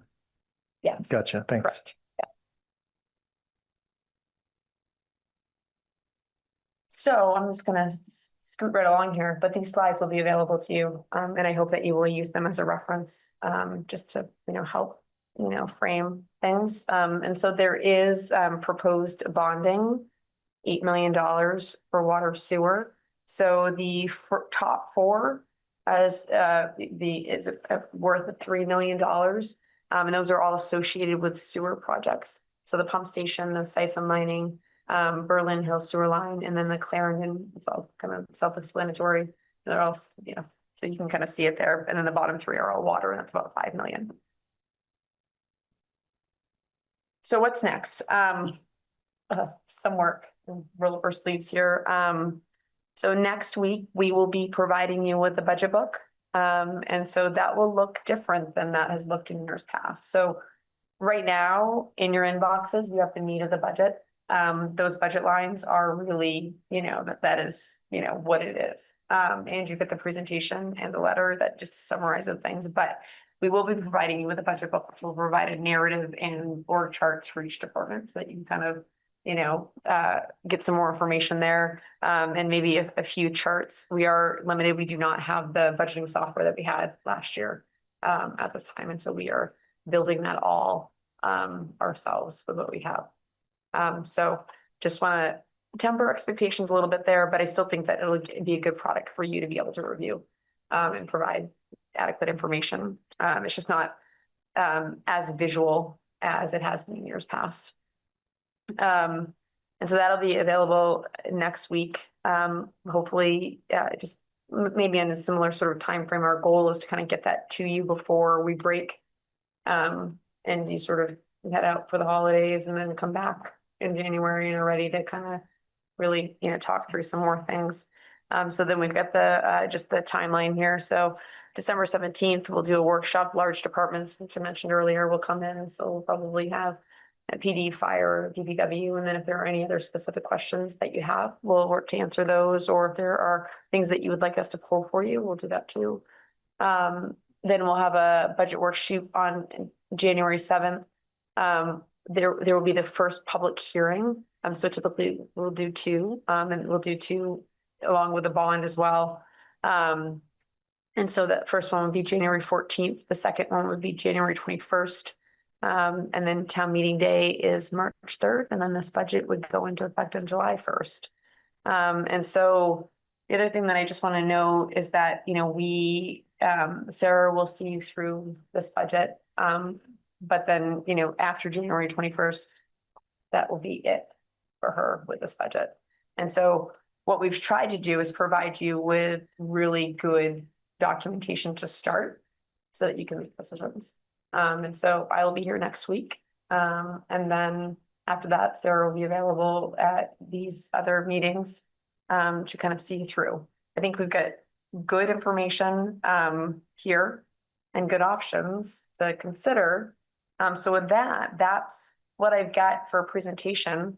And I also want to say that, putting this together, it was nice to do because it's, it's a lot of, what we do. And so this is really to Sarah's credit, it showcases all the information that's available there in our minds, and we're happy to talk about it at any point, but it should at least, we're hoping, provide you with a level of detail to be able to make decisions or to be able to plug and play and pull things in and out based on what you'd like to see in the budget. So with that, any questions? Now let's just vote it. Anybody, council members? This is a lot. This is a great amount of information. I think it's a great way to present the information. I think that we will all be able to work through this and understand what we're talking about here as we consider all these decisions. So I really appreciate all the work that you and Sarah have done to get us to where we are. Yeah. Oh, and Jim. did you want to show the calculator? So we can also show you the calculator if you haven't had enough of us already. Oh, yeah, I'd like to see that. I think Okay, that's, I'm gonna have Sarah just point that out for you. Well, you maybe touch base on that. And this is what's available online just to show you how you can kind of plug and play. And it is a lot to kind of take in. And so we wanted to make sure we're hitting you with all kinds of information tonight. So just to absorb and, we're available for questions. Sorry, bear with me. Almost there.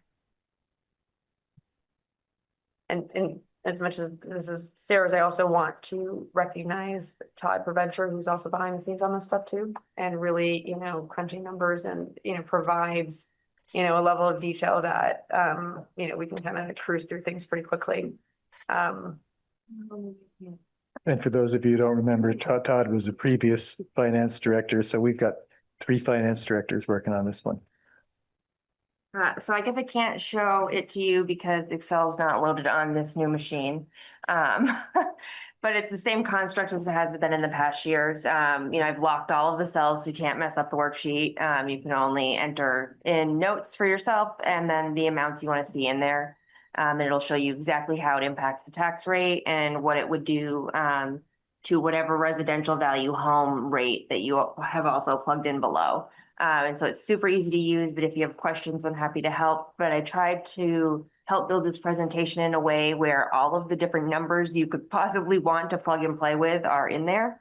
And if you all decide that you'd rather work from the 2.46 up instead of the 11 down, I can adjust the spreadsheet as well, but I wanted to start with the city manager version. Sorry. Thanks, Sarah. Jim.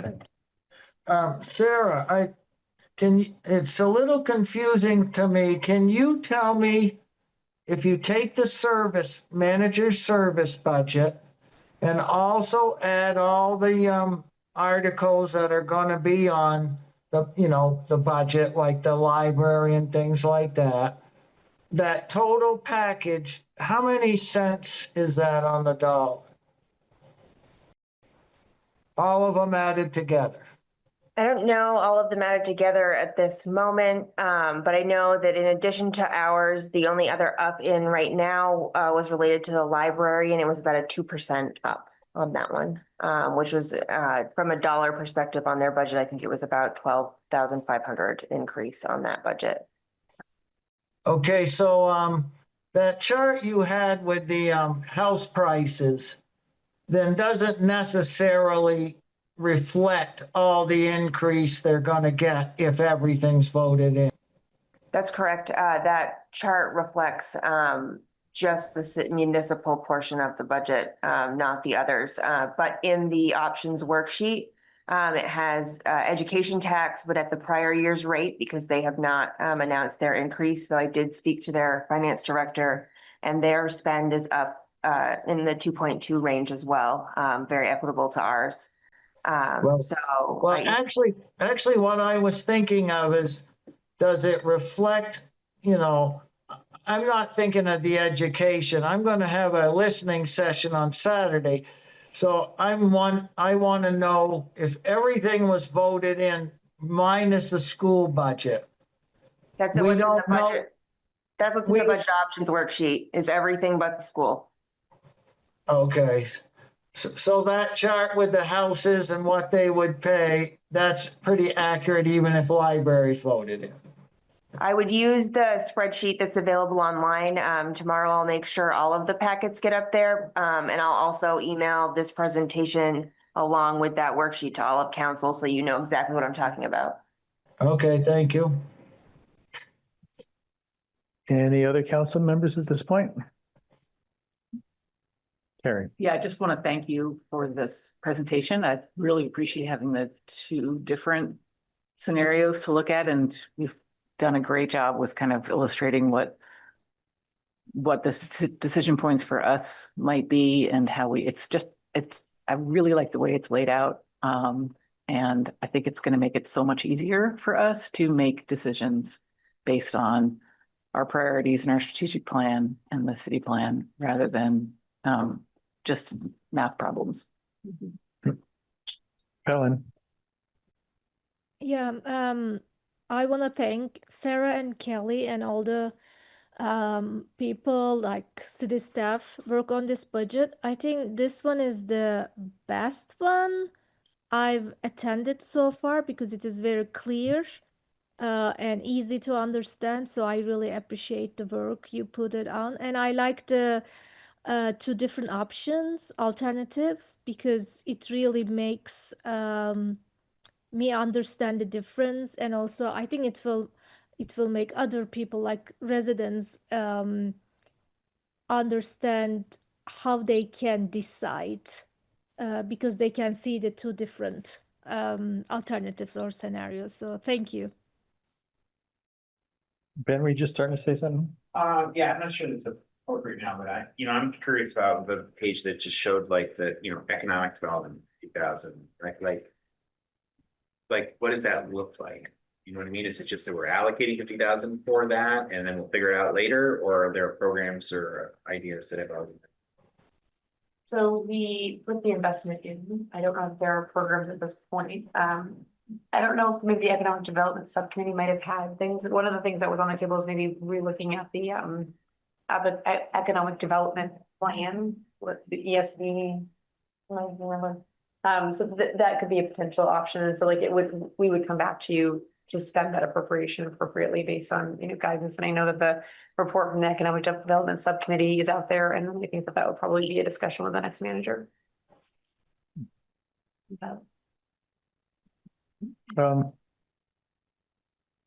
It's early times, and I'll open it up to public comment if there are any. Recognizing this is new to most people, everybody in fact. Okay.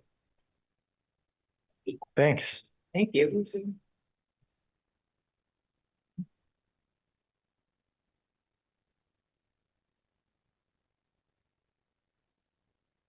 All right. We're up to item 11, council values and group norms.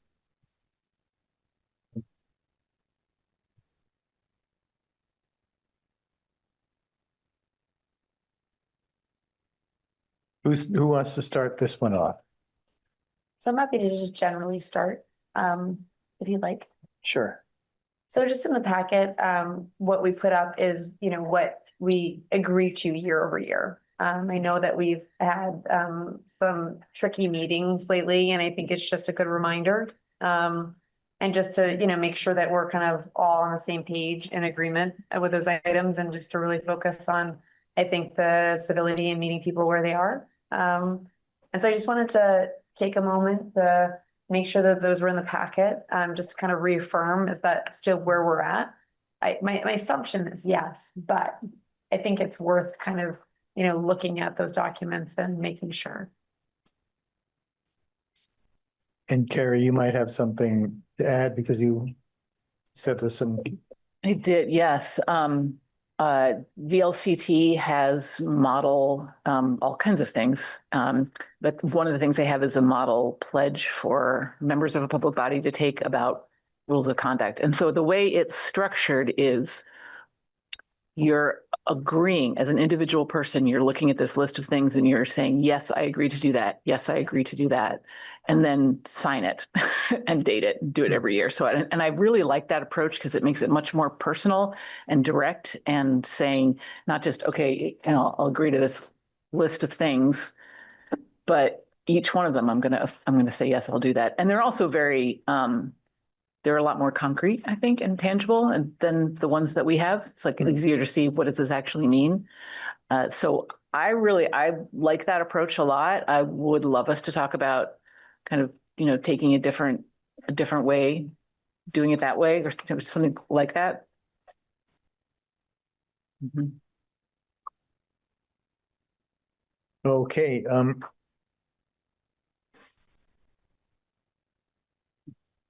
I think it can be done in a number of ways, and this is for anyone who's watching at home. This is what we got from Carrie.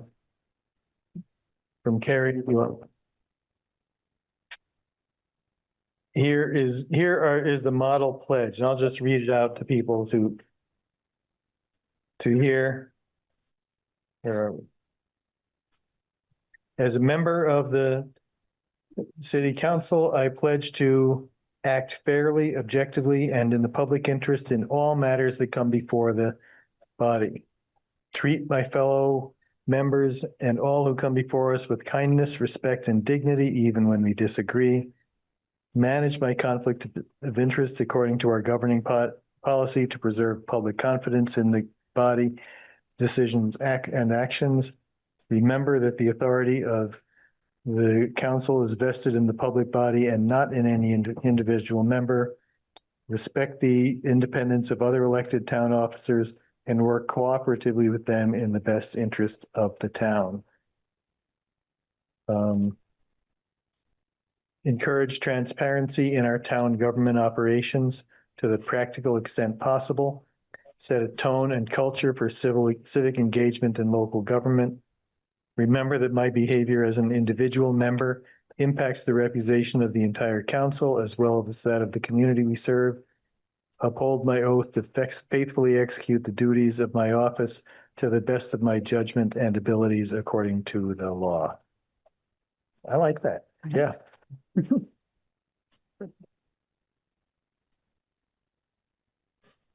council members, what do you think about adopting this and, putting in Montpelier and stuff like that, and then signing and posting it? Yeah, I mean, I'd be happy to do that. I think it's a good idea. I think chance to kind of reaffirm certain piece. Yeah, I'd be happy to do that. I think it's important. I mean, I really appreciate those items. I think it's a chance to reaffirm our commitment. And I think I just put it like within the context of service, right? Of like what we're actually here to do is to serve the city. And I think when we violate our group norms or don't follow the rules of decorum in our meetings, we're doing a disservice to the city because we're enabling a toxic environment that we've talked about in the last couple of weeks, and I don't know necessarily the conversations that everybody's having with their constituents right now, but what I hear repeatedly is council meetings are toxic. And I don't want to go to council meetings. I don't want to run for city council. I don't want to participate in civic life with that level of toxicity. And I think serving on council should be a privilege, not an example of like martyrdom, right? And I also think that just to be really frank, we're in a dangerous place in our city when we've lost this level of senior staff. And are losing. And, they all have their own individual reasons and it's their story to tell. But I think it's highly likely that some of the toxicity that we see in our public meetings is contributing to people leaving. And if we were to have another catastrophic event right now with a loss of senior leadership, we'd be in a very difficult place. So I think it's incumbent upon us as city council members to recommit to fostering a culture of civility, because it's dangerous not to. Peter, I see you have your hand up. I want to see if any other council members want to have anything to say first. Adrian. I would say it's best practice in a lot of the organizations I've worked at, and I don't know, but I say every day is you cannot manage what you cannot see. And so visually having like a poster of our norms up on the wall so that you can visually see them. Because thank you, Carrie, for putting this in the packet. I think I spent a ridiculous amount of time at one point trying to go through my thousands of emails, trying to find that one email of what our norms was. And it really frustrated me because I'm like, I'm spending my valuable time looking for these norms that I want to be reminded of. And I think we should have them in front of us at every single meeting. And they could just be put up on the wall. And I think that's what I would like to do, because to see it, to walk in, to read it is a reminder of something of how we've agreed to behave with each other and with the public, and the public, interacts with us. I would like to do that in addition to adopting that. One of these days we'll be back in the council chambers and We could carry it around with us. Yep. Peter. Well, I'm glad you're talking about this.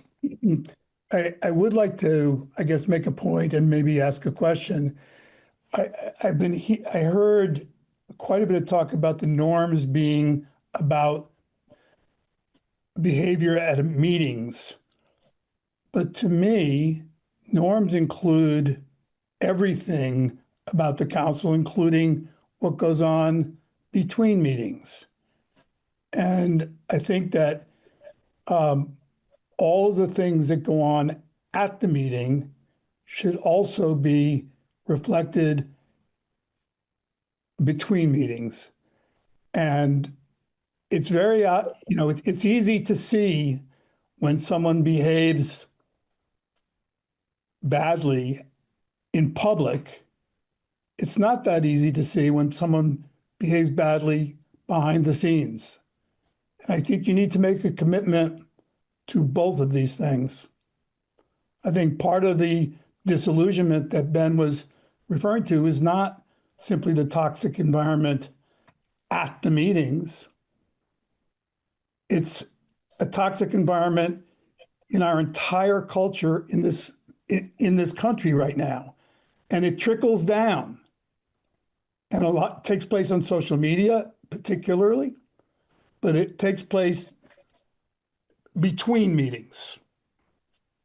And I think we really have to think about that. We have to think about whether we are treating each other kindly and appropriately at all times. So it kind of rubs me a little bit the wrong way to hear this just being referred to behavior at meetings. Thanks. Thanks, Peter.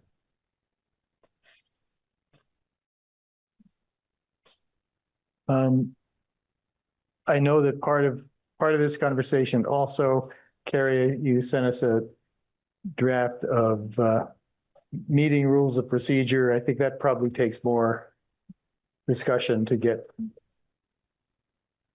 put that next to our current rules of procedure and figure out where we want to go with it. I don't think we can do that tonight unless you want to proceed in that way.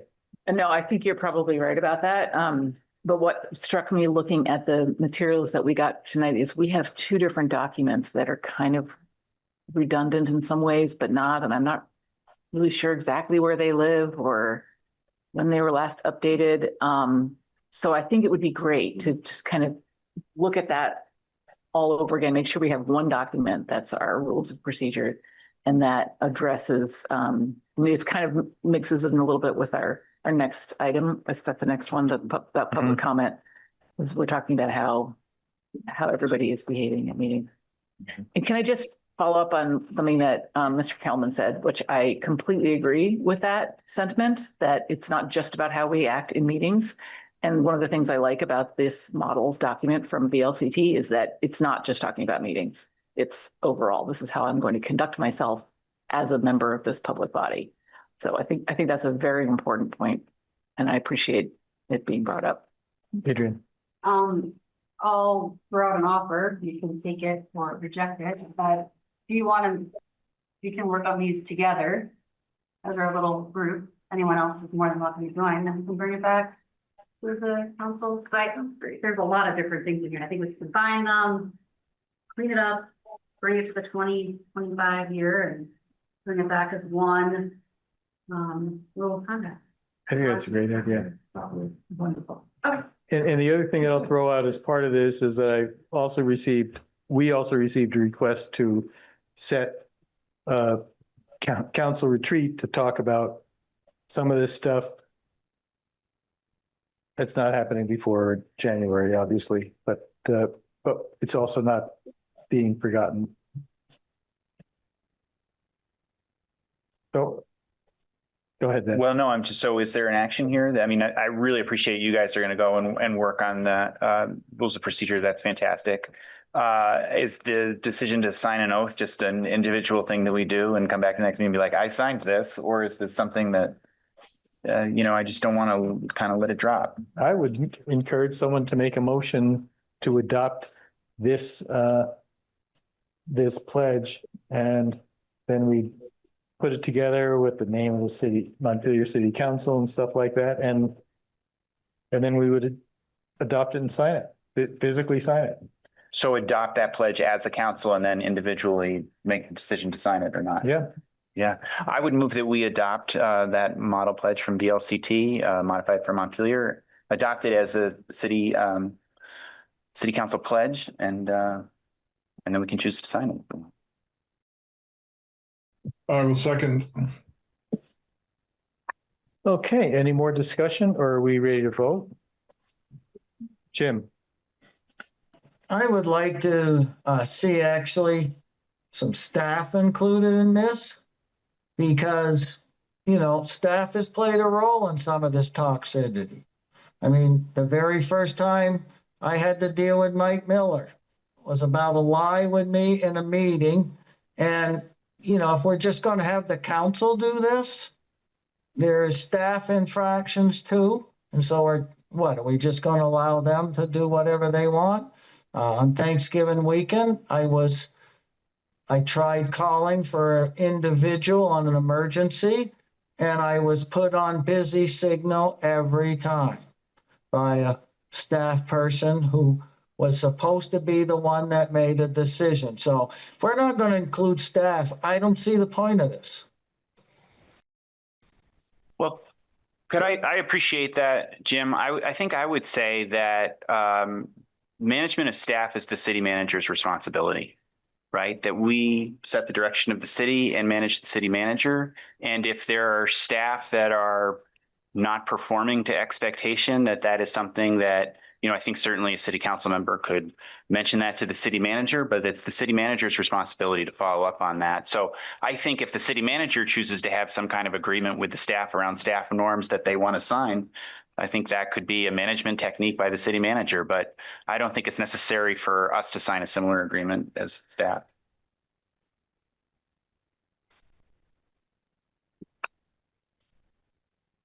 Any public comments from people in the room? Steve. Whitaker. It seems that there's a couple of even cross purposes going on here. One is to try to rein in people like me. One is to try to rein in people like Jim.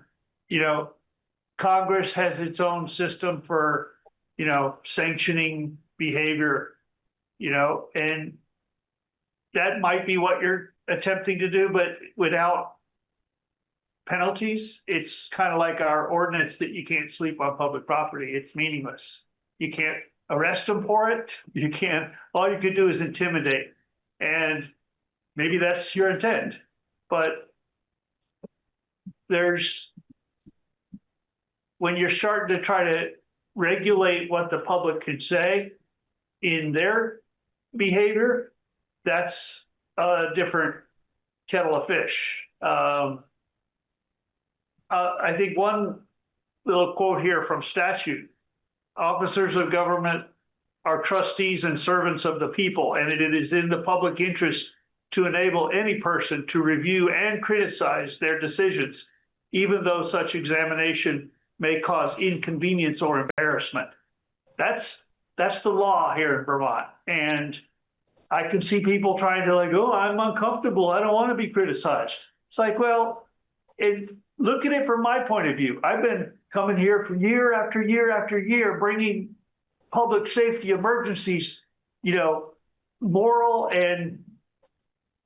and abuses by your staff and your police department, and y'all do nothing about it. You just like, well, not even worth talking about, not putting on an agenda.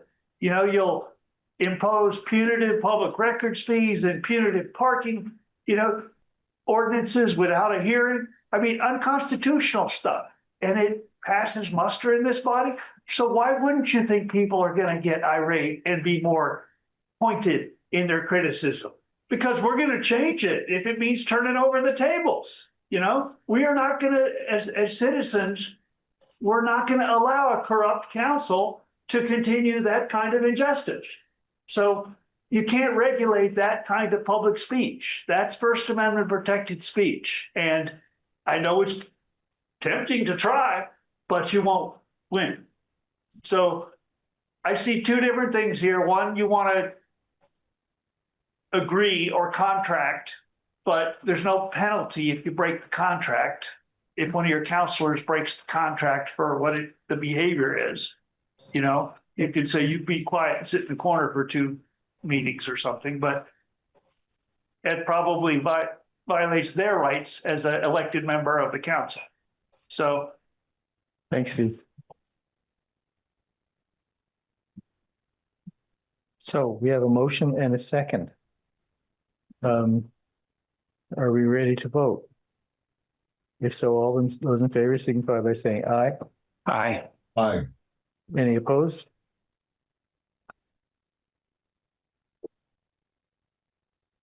Okay, thank you. Moving on to item 12, public comment and agenda management. And I've told a number of people that I don't think we're making a decision on this or taking action on this today, but I think it's it's opening the conversation. And Ben, you can start us off, I think. Okay. Well, because No, this is definitely something I requested, and I will say thank you for including my email, which was unexpected, but I appreciate that it's there. Yeah, this is just something that I've been thinking about, similar to the conversation we just had about the nature of our meetings. And, frankly, I think when we're dealing with human beings and challenging issues, we need to rely on systems and structures to make the stuff happen. And I think what we're seeing right now in our city is that the current systems aren't working. And I think we need to, again, what I hear from people is a lack of interest in they're interested in Montpelier civic life, and they're unwilling to participate in it in a meaningful way, because the meetings are so toxic and are unmanageable, that they're very long. We don't necessarily follow our rules of procedure, and that we have this, frankly, a small number of voices that comment repeatedly.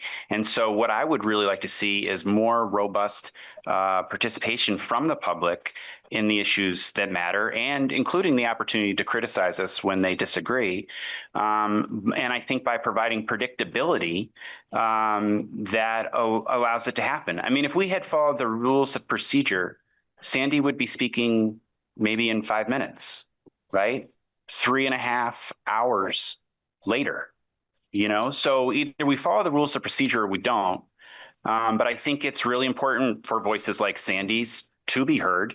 And I would assume that should happen. I think it's better for our public dialogue if it happens kind of up front.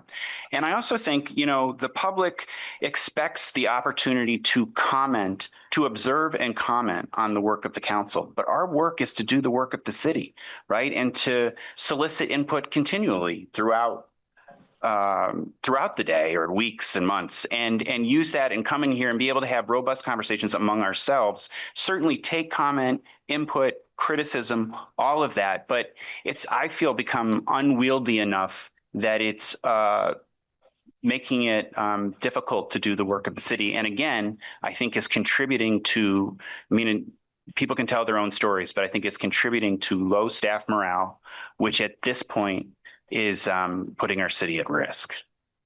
That's what I would say. Thanks, Ben. Thank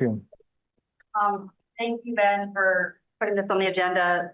I've got tons of great emails today. I've really enjoyed listening to people's thoughts about this opportunity. And I think it's within our purview to make these changes for public comment. I mean, we have examples that were in the packet that other cities have done this. And as we talk through this, I know we're not making a decision tonight, but I think it would be interesting for us to think about what is the ultimate goal, right? So is the ultimate goal of potentially having public comment in the beginning, is our goal to have more public engagement? So if, right, this is like an if-then statement, if we do change this and have public engagement and comments at the beginning of each agenda, then does it result in more public engagement? So I think this would be an interesting pilot, like a little bit of a study. And I would like to explore this and have very clear metrics, because I don't want to just do something like this and not determine if it's been successful. Did we fail? Like, what were the behavior changes? Did we get more public engagement? If so, like, what does that mean? I think this would be an interesting, I think it's a safe, contained, test that we could do. And I want to be very thoughtful and strategic of having measures for us to determine if this is actually going to help us achieve that goal. And then have some feedback loops, right? With the public, I'd like to get some, not to go crazy on a college thesis study here of data analysis, but I think this could potentially have a pretty big impact. And I would like to hear from the public, does this work? Does this not work? How can we continuously improve this? Because we're doing it for our constituents, right? That's the ultimate goal, is to get more public engagement, which we know we don't have. And so is this the tool? And I think the other, it's multi-pronged, right? So when we all have a culture of kindness and open communication, you know, we share that with our public. I talked to many people today. It's like, I want to lead with kindness. I want to be empathetic. Like, I want to all work together. Hopefully that will open the door to bring in more people. So I think it's like a multi-pronged strategy to continue to engage our community. And I think this is one strategy that we can really test. So I like it. And I think we can continue to think about what those measures will be. Thanks, Adrian. Pelin. Thank you, Ben, starting the conversation. Like Adrian was saying, me personally and Sel and I, together, we receive lots of emails supporting the change. So we can decide why, how, and what the change is, right? How we will do it, why are we doing it? And when we talk about change, what kind of change we wanna produce. So if we can talk these things in the future time to decide what to do, I really want to see public engagement in the beginning of the meeting and at the end of the meeting. So we can decide how much time we want to share with the public to talk about their ideas. But in my mind, like hearing them before we start doing our business based on the agenda and after we finish. So I think it will be nice to hear different perspectives. But again, we can decide what to do. We can decide how much time we wanna give to public.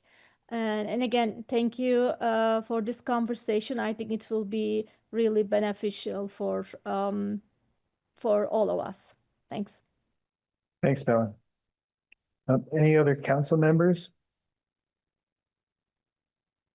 Karen. Yeah, I also, I'm glad we're talking about this, and I don't know what the perfect solution is. I think that this is something that every municipality, every public body wrestles with, and I think the law kind of tries to contemplate that actually, that the public has an interest in transparency and in input and in being able to share their opinions, and we have an interest in being able to get the work of the city done. And this is the only time that we have to do it, these meetings. And so we need to be thinking about, we need to make sure we do well with that time while also having public engagement and public participation. So I don't know if we're going to get it exactly right all the time, but I think this is a good thing to try. I think this is a good change to try for a while, see how it goes, see what the impact actually is, and then reassess. Yeah, one of the things I've over the years, the 7 or 8 years or whatever it is that I've been here, I've always thought the way we've done it has been good because we sometimes get people who are particularly knowledgeable about a topic on the agenda to come and talk with us on that agenda item when we're discussing it. But I'm also hearing from people in my email and outside of council meetings saying to me, well, how can you stand going through these meetings week after week and having it drag on for so long, being insulted every week, and so I'm struck that although we've had a few negative comments about this, the great majority of the emails that I've received just within a few days has been very positive. So I think we'll have this discussion again, and I hope we get a good amount of public input on it so we can move forward. I would suggest that we put that opportunity for public input at the beginning of the meeting so that we can actually get it. Yeah. I have nothing else to do in my life. I will offer myself to maybe Ben and I can work. I think I have all these questions in my head in terms of like data points and like measurements. That's how my brain works. So maybe we can like build like a structure of like how can we measure this very simply, like Yeah. nothing crazy, but I really want to determine if it's gonna work. And then maybe a way to like loop in the public to get their opinion, like a little mini outreach, kind of like maybe a mini survey or something, but I can see it. I can see all these things in my head. So maybe we can talk and I can get them down and we could put in a structure and then propose this also to the council of like, here's a plan. I love that idea, right? And if we test it for 6 months and we have a way in which we're actually testing it, I think that would be really valuable. Okay. You and Ben can talk about it while he's over helping you fix your stove. Yeah. So. I'm basically in favor of this, as Pellin said. You're frozen. I got overwhelming support. How am I now? Okay. Yeah, we missed some of what you said, so why don't you I was just saying that Pellin and I received overwhelming support for this this idea from the folks we heard from. I think it's just, you know, the example that Ben just gave tonight about Sandy's testimony. You know, she'd be waiting to talk three hours or more. Not everybody can afford to do that. I think it requires us to listen in a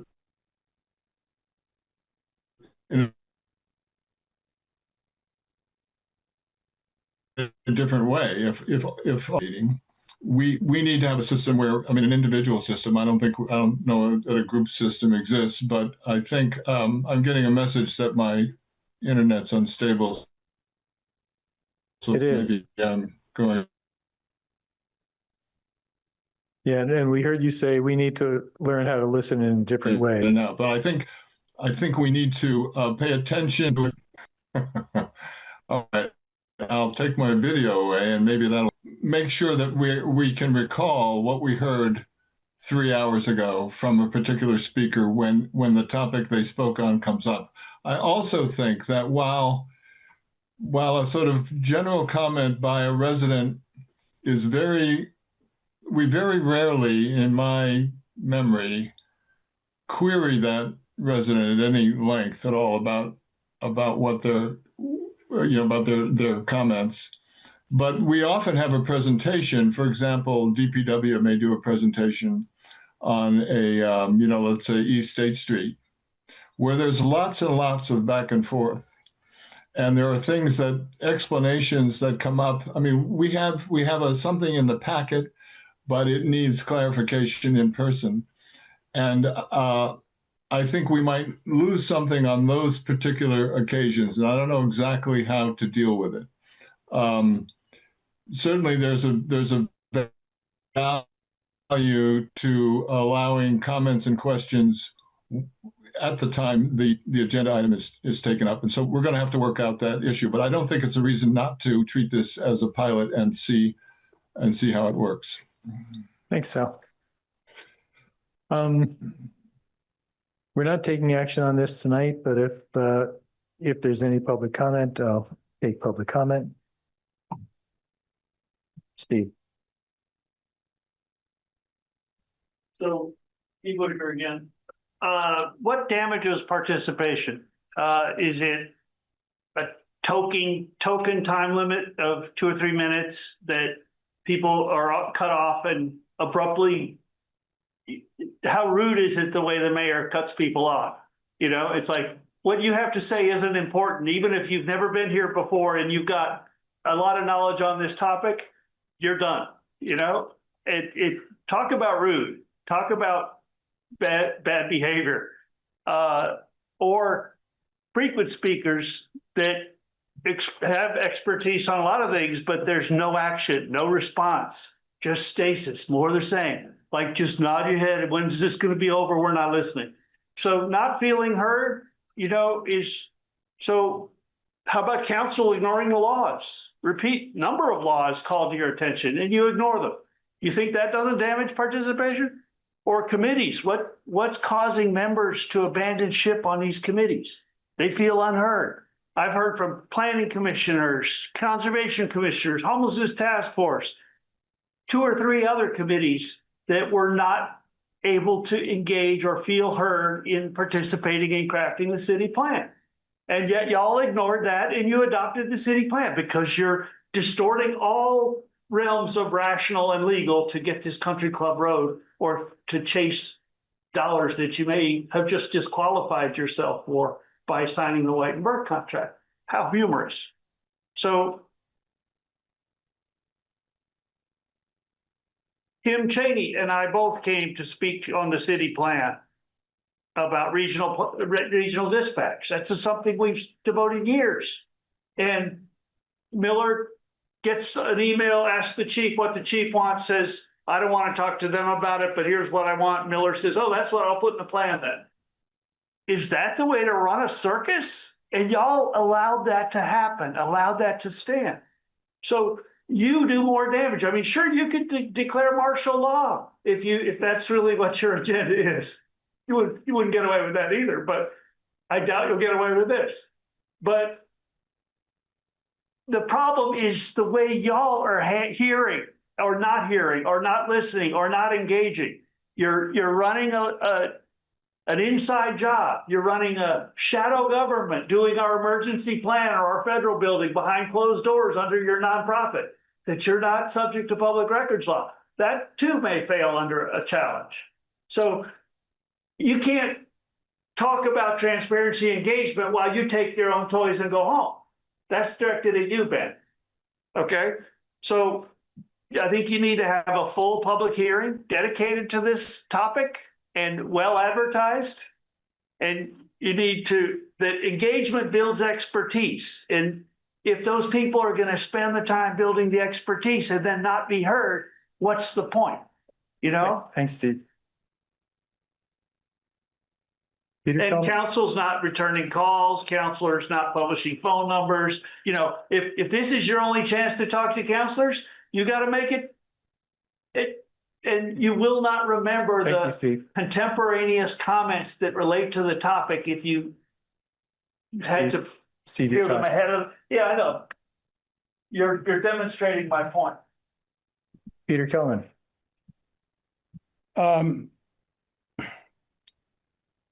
Sorry, I just have to get my cursor. Peter Kelman, I have 3 minutes of prepared remarks, but I just want to say that you guys reporting that your emails are all supporting this, I'd like to know what numbers you're talking about. And I'd also like to point out that the only thing that people have to respond to this is Ben's very slick piece, not mine. All right. Nobody's heard the counter. So before you all pat yourselves on the back and think that you've heard from all your constituents, be a little humble about that. Here's my prepared piece. Like any member of the public, I am currently permitted to comment on this agenda item at this point in the meeting. That is when this issue is being discussed by the council and others. And if somebody like Sandy needs to do it earlier, that is perfectly fine. That's flexibility. I understand that. However, Ben's proposed change to Montpelier's long-standing public comment process, which, by the way, is the process that is used in most towns. Ben provided one example, Burlington. That's it. One example of a town. Forget about the schools department. This proposed change to this long-standing public comment process, if it were in effect, I would not be allowed to do so at this juncture. Instead, I would have had to say this hours ago at the outset of the meeting, alongside numerous totally unconnected comments from others, removed from the context of the agenda item itself, and totally lacking the impact of the immediacy I hope you are experiencing right now. But since I only have 3 minutes, let me quickly summarize why I am urging the council not to adopt this proposal. I hope you've all read my much longer piece. If you haven't, I encourage you to read it. In my opinion, this is an anti-democratic proposition that risks doing harm to our entire community in a probably fruitless attempt to minimize the council's understandable frustrations with the behavior of one and only one person. The council would do far better to admit to themselves and to the public that the central problem this proposal is seeking to address is Steve Whitaker's incivility. Recognizing this fact could then lead the council to effectively address that problem, perhaps along the lines that I've suggested in the lengthy written critique that I sent you, in the hope that you would give serious consideration to my concerns before acting precipitously to adopt a policy that is so at odds with the democratic ways most other Vermont municipalities provide for public comment.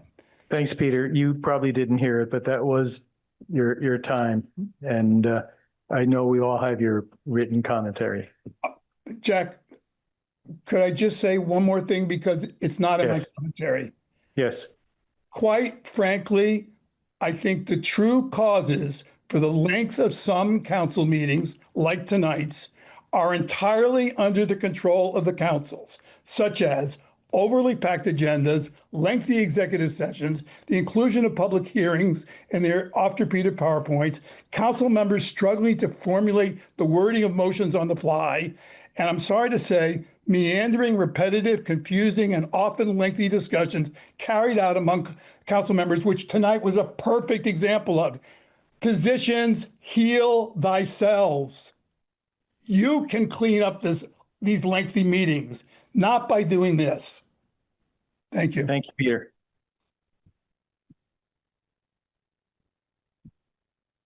All right.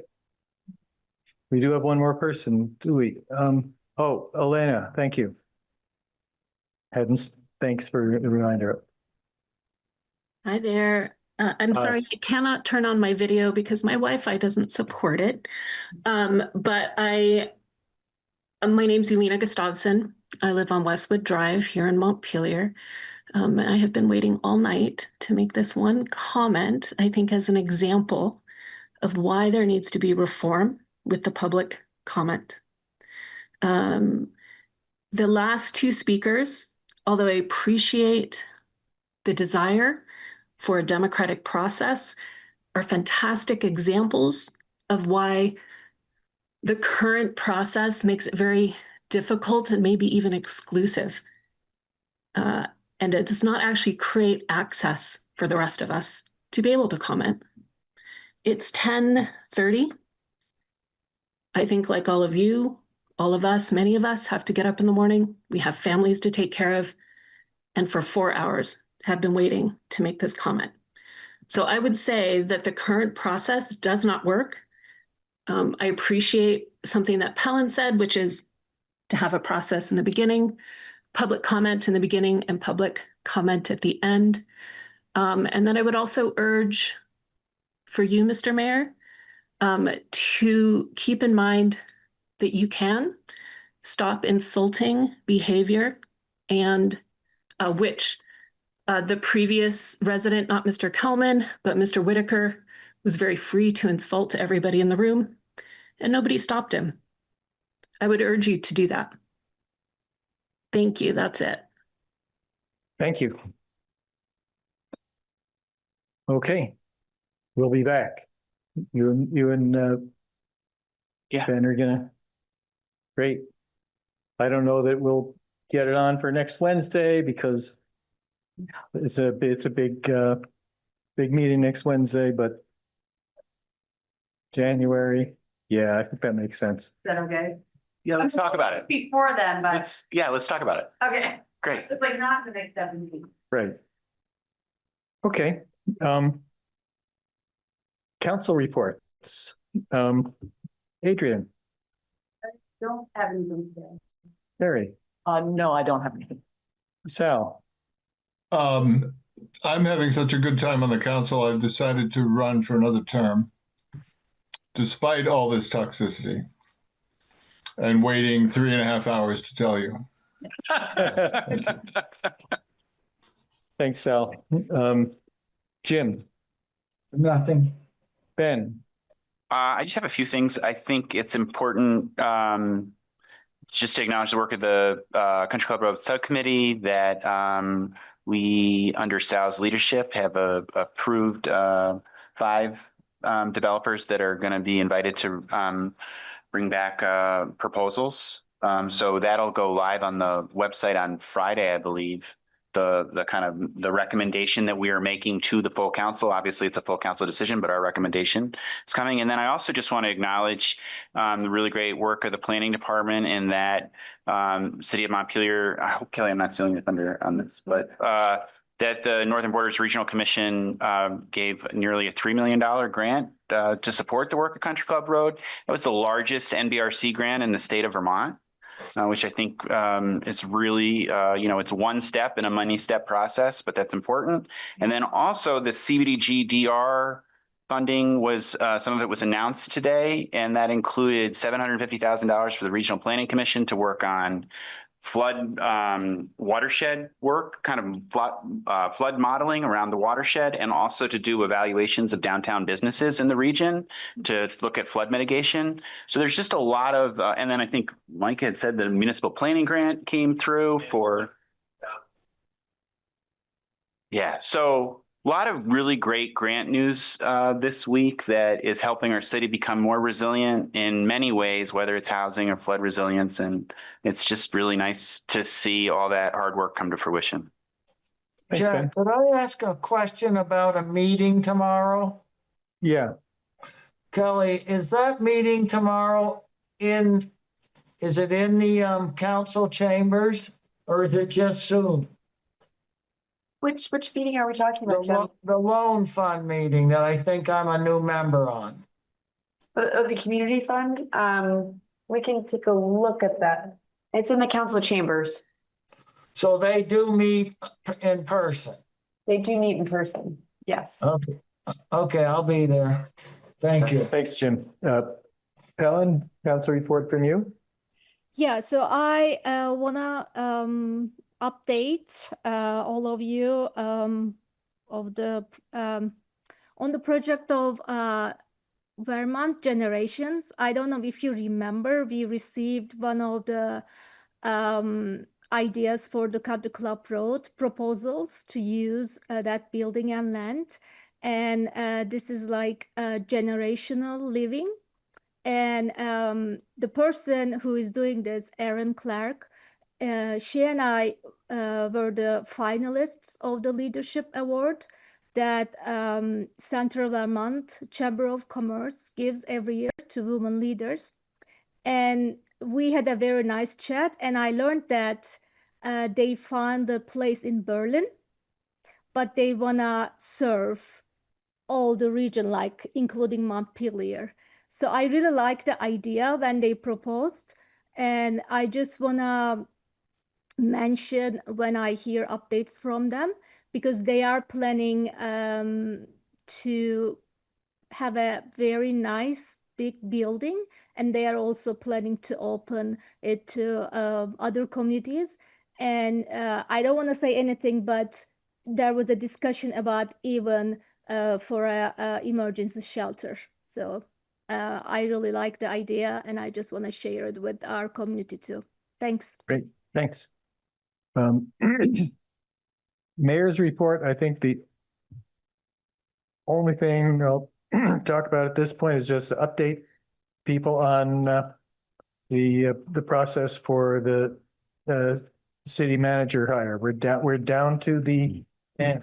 We'll have the 3 finalists for city manager coming to Montpelier next Monday, and they will be meeting with the leadership of the city government, of the city departments. They will be getting tours around to various locations where the city is doing work around the city, and Kurt and I are discussing what the sites are that they should be seeing, given the limited time we have and everything, and including with the meeting with the public forum here today, where each candidate will have an hour. We'll have people coming in asking questions, we'll have our consultant Ian Coyle here and encouraging people to send us questions in advance or to fill in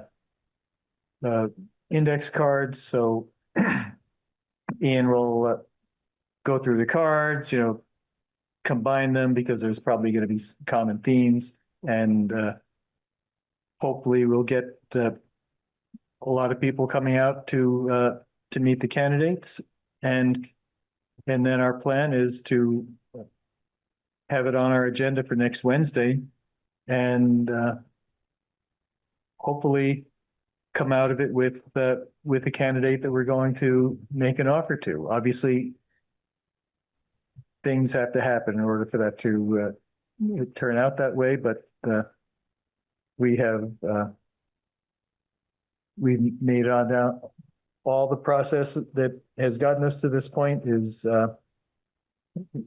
coming to a head next week, and I hope to see a lot of people here, either in person or online. And that's what I've got. Do we have a city clerk's report? Yeah, I've got a couple things. Hello from Martha's Vineyard. Ha ha ha. I want to thank everybody for the motions tonight. Were nice and tight and traditional. Thank you. That was great. But the only thing of substance I have is just a reminder about next week's Board of Abatement meeting and encouraging us that it could include a discussion of how the board wants to deal with redundant or repetitive applications and petitions. So I just wanted to plant that in people's heads. Yeah, and I hope to see as many of you all as possible there. That's it. Thanks, John. City manager. Okay, so I have a few things, but mostly we get one request, and so I'm going to take that piece up, and then we did have on the agenda to talk a little bit about the transition with my departure, and I'm thankful that we'll be able to have that next week, just to offer a little bit more time to get things in play. But I did want to kind of share generally where we're at. But before I do that, I wanted to note that there's interest from the department heads to meet with council. And so I'd like to try to help facilitate that as I'm, heading out, just because I think that it would be really good to kind of establish those, conversations. I know that with the new manager, you'll all work together and figure that out. But in light of, some of the comments, Sarah's comments tonight, the team really does want to make sure that you hear from them, and can kind of talk through where they're at. So if you're interested in that, I'd love to set that up for you if I can before I go. So just wanted to put that out there. And that same, go ahead. Sorry, do you mean Kelly as a group or individually, or? Probably individually, or, in teams of 2 or 3, just that there's not a quorum issue. Sure, okay. But if there's interest in that, and we have a debrief tomorrow morning, based on, our agendas. So I will mention that to the team and just to try to make that option available, just to provide that connection, especially as things are changing. Kelly, I'm sorry. Can we do Yes. it like a district based? Oh, yeah, sure. It might be easier, I think. That's a good suggestion. Yep. Thank you. I can definitely, for sure, add that in. Thank you, Dylan. And then also to that end, I wanted to say that I have really appreciated the conversations with counselors, and you all have been really generous with your time with me.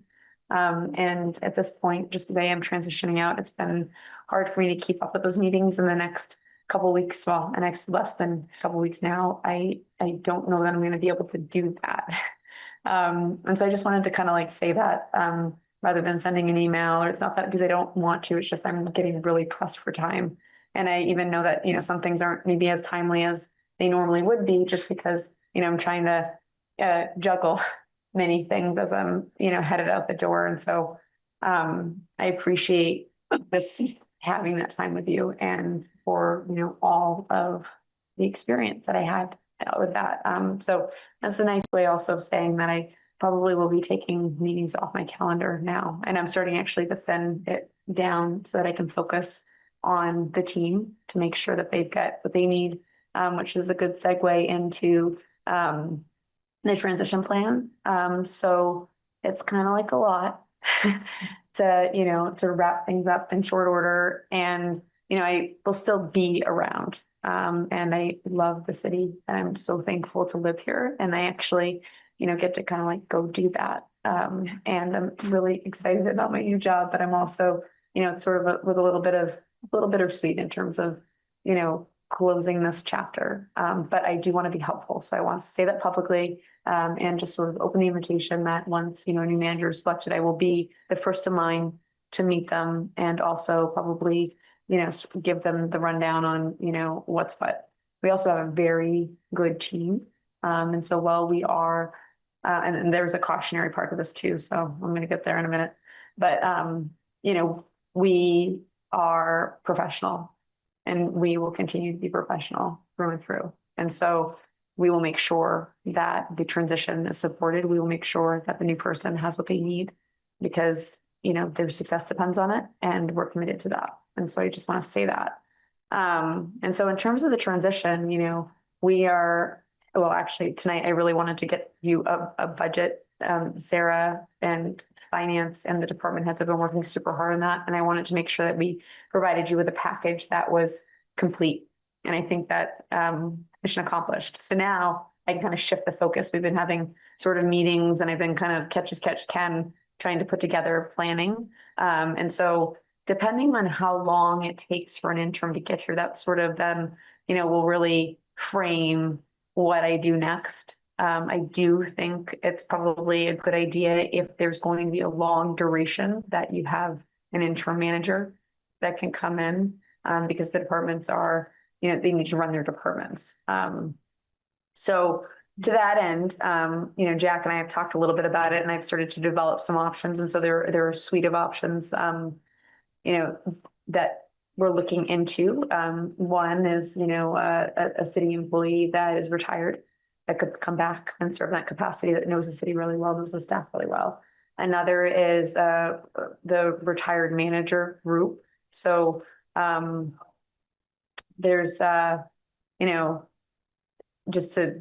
are some retired managers locally that have worked in central Vermont, not in Montpelier, that may be available to maybe even help sort of in a hybrid fashion to help support staff or, an interim with some of those manager questions, or there could be a more permanent. So I'm working with the league to figure out, I've got a couple of names, I've made a few phone calls. I also am going to meet with Ian tomorrow just for awareness, to see, what he might offer. Also because, we will need to post for the finance director position. And so we might need a little bit of assistance there to, really spread that out. I mean, likely we probably would post typically on ICMA, but then, maybe he might have some ideas. And so I'm going to have a preliminary conversation with him too, so that then when I come back next week, we are, we have a plan for you with some options and then decisions to roll it forward, because then the 19th is just that Friday, the next Friday. So we're getting there. So the interim sort of piece is kind of taking shape. I'm working with Kurt. He's actually going to be coming over to City Hall tomorrow and he's going to stay there until we're squared away. And so I think, we're going to start to, hand off. Sarah and I are handing things to Kurt and also to members of the leadership team. So you started to see me step back even from the Country Club Road project. And so I'm starting to already put those things in play where, those things are happening. Another big one is the FEMA stuff. So we're working to try to get a consultant to help us with that, just so we don't drop any balls there. So we'll make sure that you're covered on all the big projects. But here's the cautionary part. We have an incredible team. And sort of this old saying, you can do everything, just not all at once. And so we're going to have to really slow down and stay safe, because we won't have the capacity or the horsepower that we did have, in key leadership positions as we're sort of transitioning, and sort of just keeping that in mind. Because I want to make sure that, as we step forward, we're stepping forward, and that, whatever happens next is supported. And so we're going to need to be really thoughtful about the projects that we do and sort of the pressures that are out there. I know we talk a lot about capacity and, maybe this is something that maybe it's a good thing, maybe it's a bad thing. I don't know. But typically we put our head down and we do the work. That's just not in our nature to say we're beyond and we're beyond. You know what I mean? And I think that I certainly feel that in the last 6 months. It has been an honor to serve you all. So thank you. I'm not gonna say my last piece because that'll be next meeting. But you know, I just want to take stock on where we are because it is a little precarious. So I'm not gonna lie about that either, you know, like where we need to be thoughtful about how we move forward. And I really, when I started off in this role or taking on the acting role, I really wanted to move forward together. And I hope that can happen with the next moves. So that's my intention. I know it's not a full-blown plan, but we're working on it. And I'm hopeful that I'll have something good for you next week. We will have something good for you next week. Yes. So thank you. And see, did I get all my lists? I think that about sums it up. So thank you. Thanks, Kelly. And folks, it's got in before 11 o'clock. It's 10:49 and we are adjourned.